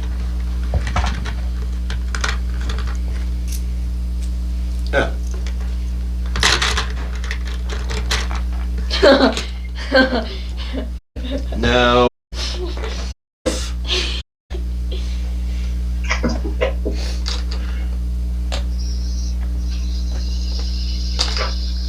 He is restrained. Okay. And how much damage did he take? Not nearly. 7. Okay. All right. Anything for your bonus action?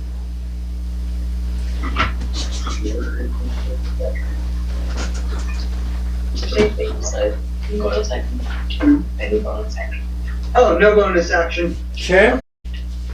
Sorry, there's the door.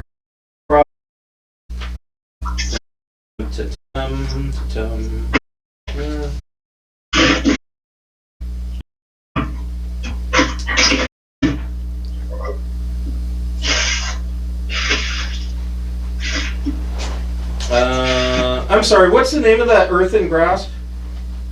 Maximilian's Earthen Grasp. Earthen Grasp. I'm sorry, what was the name of it? Maximilian's Earthen Grasp. Okay, My kneecap again. there it is. Oh, you found it? Yep.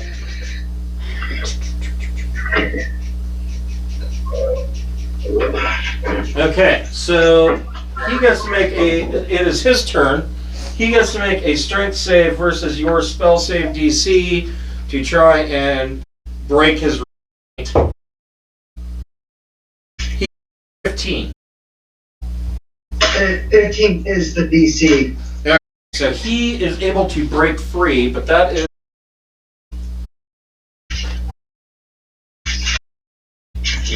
no longer restrained.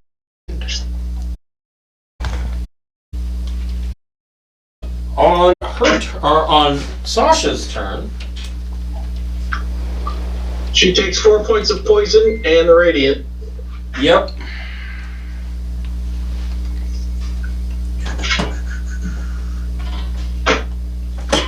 She cannot reach in.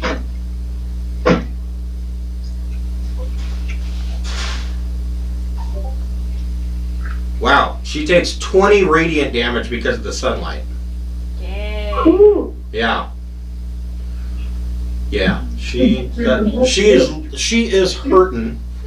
She's going to use half of her movement to stand up and attack.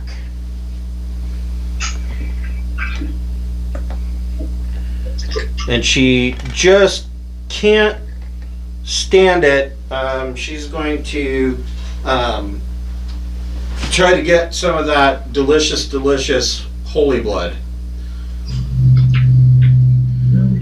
She will make a claw attack on Helga. Haha, Dang it. 2 18s. My AC is 19. 'Cause She you gets a total of 24. She's not going to do damage, she's grappling you. Oh, okay. And she is going to bite you. And fail miserably with an 8. She Look at what I'm wearing, so. chips a fang on your armor.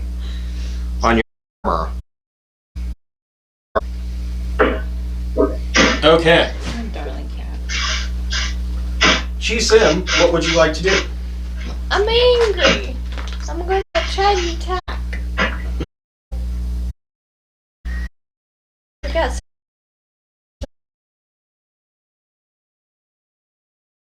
And 14? Miss. Darn. You want to make a offhand attack?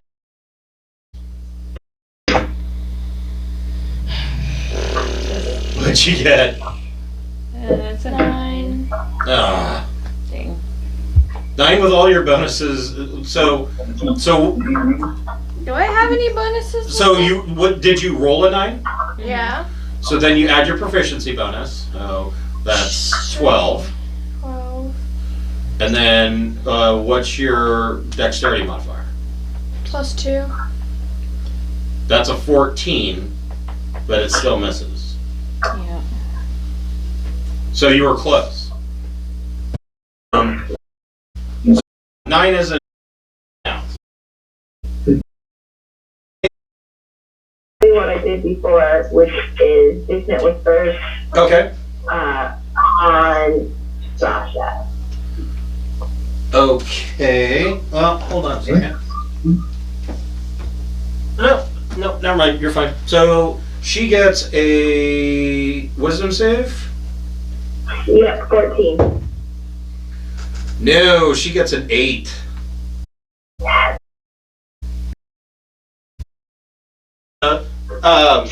Clutches her hair and starts to scream, and you see blood coming out of her nose and her eyes and her ears, and she falls over dead. Dead. Excellent.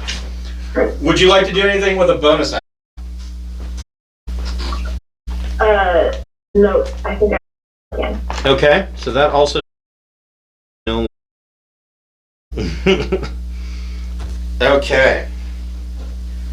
Even Strahd fears the cat god. Yes. I'm actually working on another,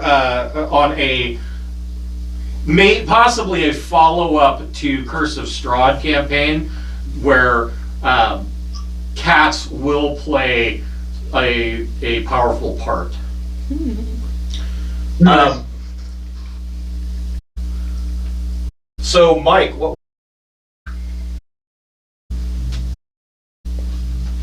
Would like to slashy at this vampire dude with my axe. Okay.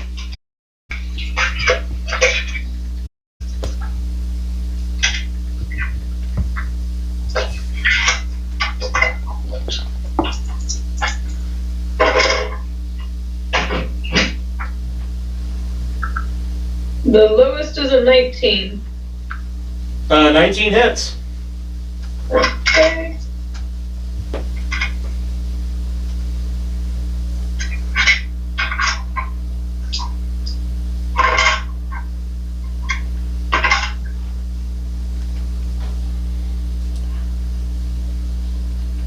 Slashing from the first one. Okay. 15 from the second. Okay. So Anders hisses at you and bares his fangs, but he is not dead yet. You want to do anything with a bonus action? He bared his fangs at me. I'm gonna follow at him like a good minotaur. Okay. Pepperell, what would you like to do? Is there a spot next to Anders I could stand that's not adjacent to a party member? No. Man, no, that's a fairly narrow corridor. Maybe you could go through here and that way. Yeah, you could do that. Is it within 30 feet of me? Have to see. Yes, it's within 20 feet. Okay. Well, I'll take my big ass lightsaber and get adjacent to him and wail away. All right, go for it. So the second that you come within 10 feet, he takes 20 points of damage. It's his turn.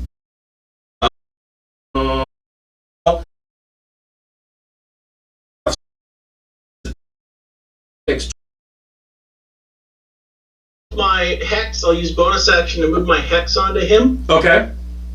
So he's disadvantaged for any strength checks. Okay. And then wail with the sun sword. All right. And I will add a d8 to that roll before telling you the outcome. And that didn't help me. A whole 10 to hit him. Nope, that is a miss. Let's see, I used my bonus, I moved, and I used my main, so I'm done. All right. Helga, what would you like to do? So this is Anders, right? Correct. Through the door. Oh wait, he's in the way. Okay.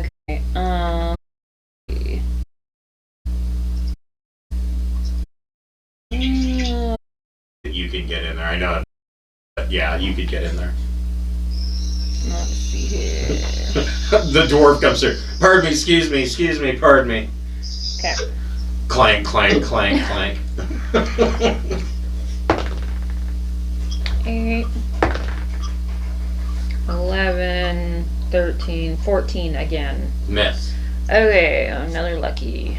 Okay. Come on, let's do it. And I rolled a 1. Okay. Oh shit.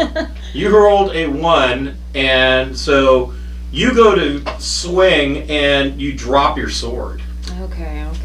So it'll take half your movement to pick it up next turn. Yes. Carries the third, what would you like to do? Since the band, I'm gonna go no, and try to re-grab him with the hand again. Okay.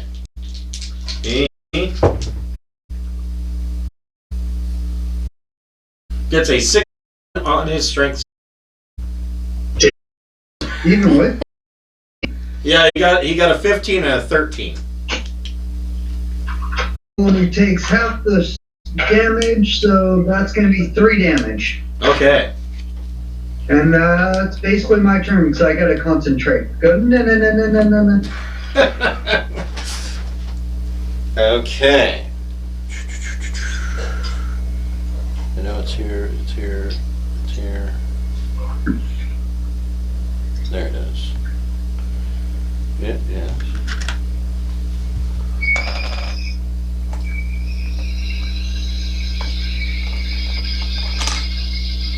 Is the disadvantage for just fucking everything is going to He takes his 20 and he takes 4. correct. He is going to attempt to claw Pepperell Okay. and miss terribly with a 10. Dang it. So he's going to attempt to claw Pepperell a second time. Good.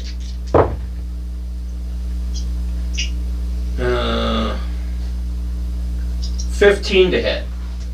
No. Alright. Can I let him hit? Lean into it. She Sim, what would you like to do?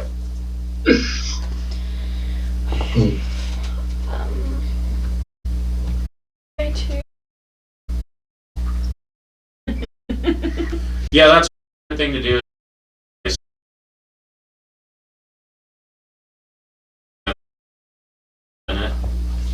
Try to attack.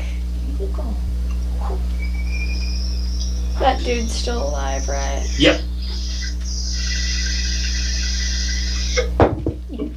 Nat 20. Nice!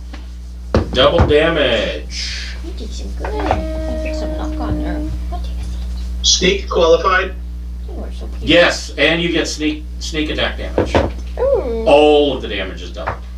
Okay, So you're gonna do a crap rapier is D8. 10. And I add. Right? or dexterity, your choice. Okay, so 12. Sneak is 3. Do that. Let me double check. Probably right, but let's make sure. I just looked it up. Yep, it is 3d6. You are correct. 6, 2, 1. So it will be 7, 9, 8, 9, and then all of that is 18, double. 12, plus 18, so 30. 30. Okay. So Anders takes 30 points. Actually, half of that. 15. That was a pretty brutal hit. Bonus action. Try to use my offhand. And if I rolled a 9. So yeah, 10 total is not going to hit. Okay. Maisel, what would you like to do?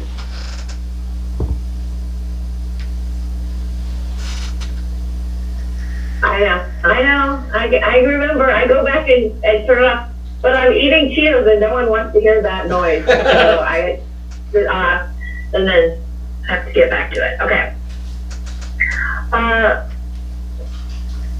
Where let's see. Or anything. So Yeah, you get disadvantage range shot. right.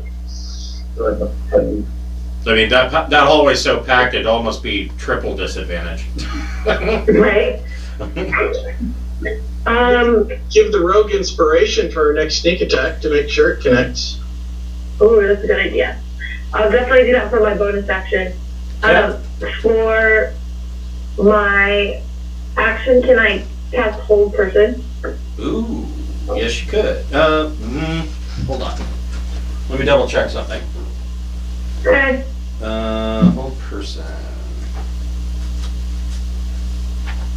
I always have to check these because the hold spells are very specific in their wording. Right.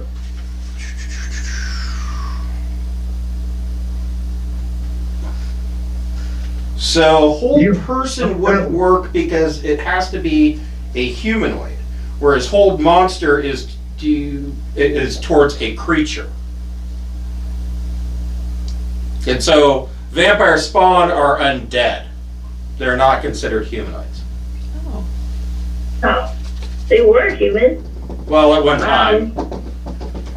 Okay. Now they're something else.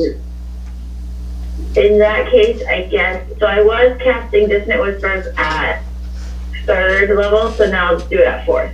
Okay. So Anders gets a wisdom save. 15 to save. That saves. Is it half damage? Let me double check. Or is it none? I think it's probably half damage, but let me double check that. Hey. That booger.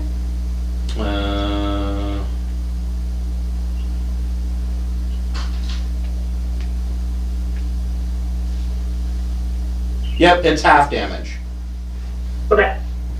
And you're casting at 4th level? No, it's 2nd. At 2nd.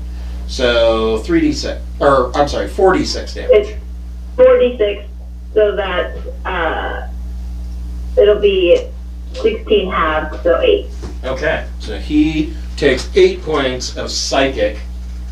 And then I also, for my bonus action, use Bardic Inspiration one last time. Okay, so you're giving that to Chisim. Okay, Yep. so you will get a D8 on your next attack. The next D8. Mike, what would you like to do? I would like to attack the. I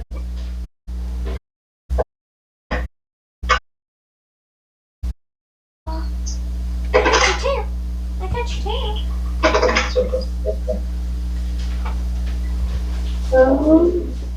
Lowest is a 17. 17 hits.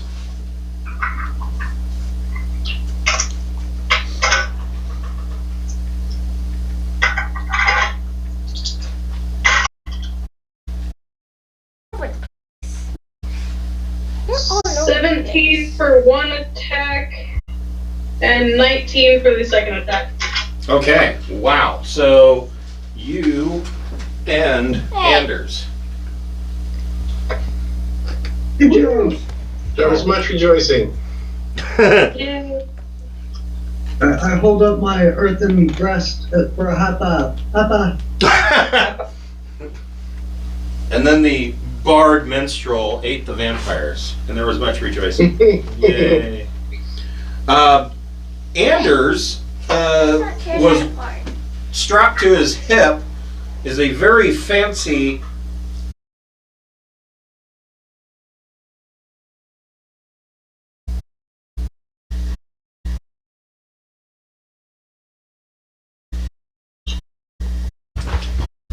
I don't need rapier. Does anybody mind if Chisim takes the rapier? Have at it. Note at all.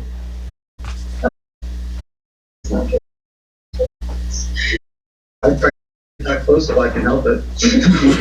Yeah. All right. So Chisim, you now have a +1 rapier. I thought about using my terror hammer. I didn't want them to go away. If they ran away, they'd come back with backup. Emil looks at the when both of these vampire spawns die, they just kind of turn to dust. Emil looks at the pile of dust that was Anders and spits on it. He says, "I never liked that little man." I just pat a little dude on his head since he's probably still on my shoulder. Yeah, he's still on your shoulders, hanging onto your hair, riding you. Wow. So can we see more tombs of other wives?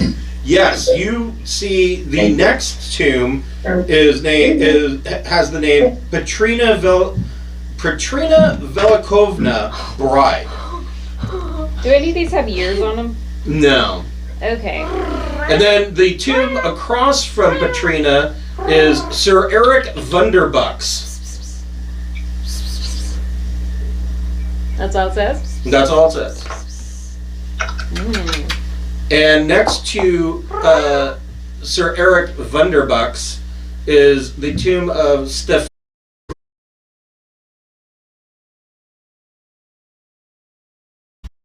Pick this up next week. We have a monstrous cat. Yes. Yes, I do. For you guys, Thursday the 12th, we are doing a, for anybody that wants to attend, we are doing a double feature movie night and paint session where we will be painting minis. It's $5 per person. Just depends on what time it is. It is 6 to 10.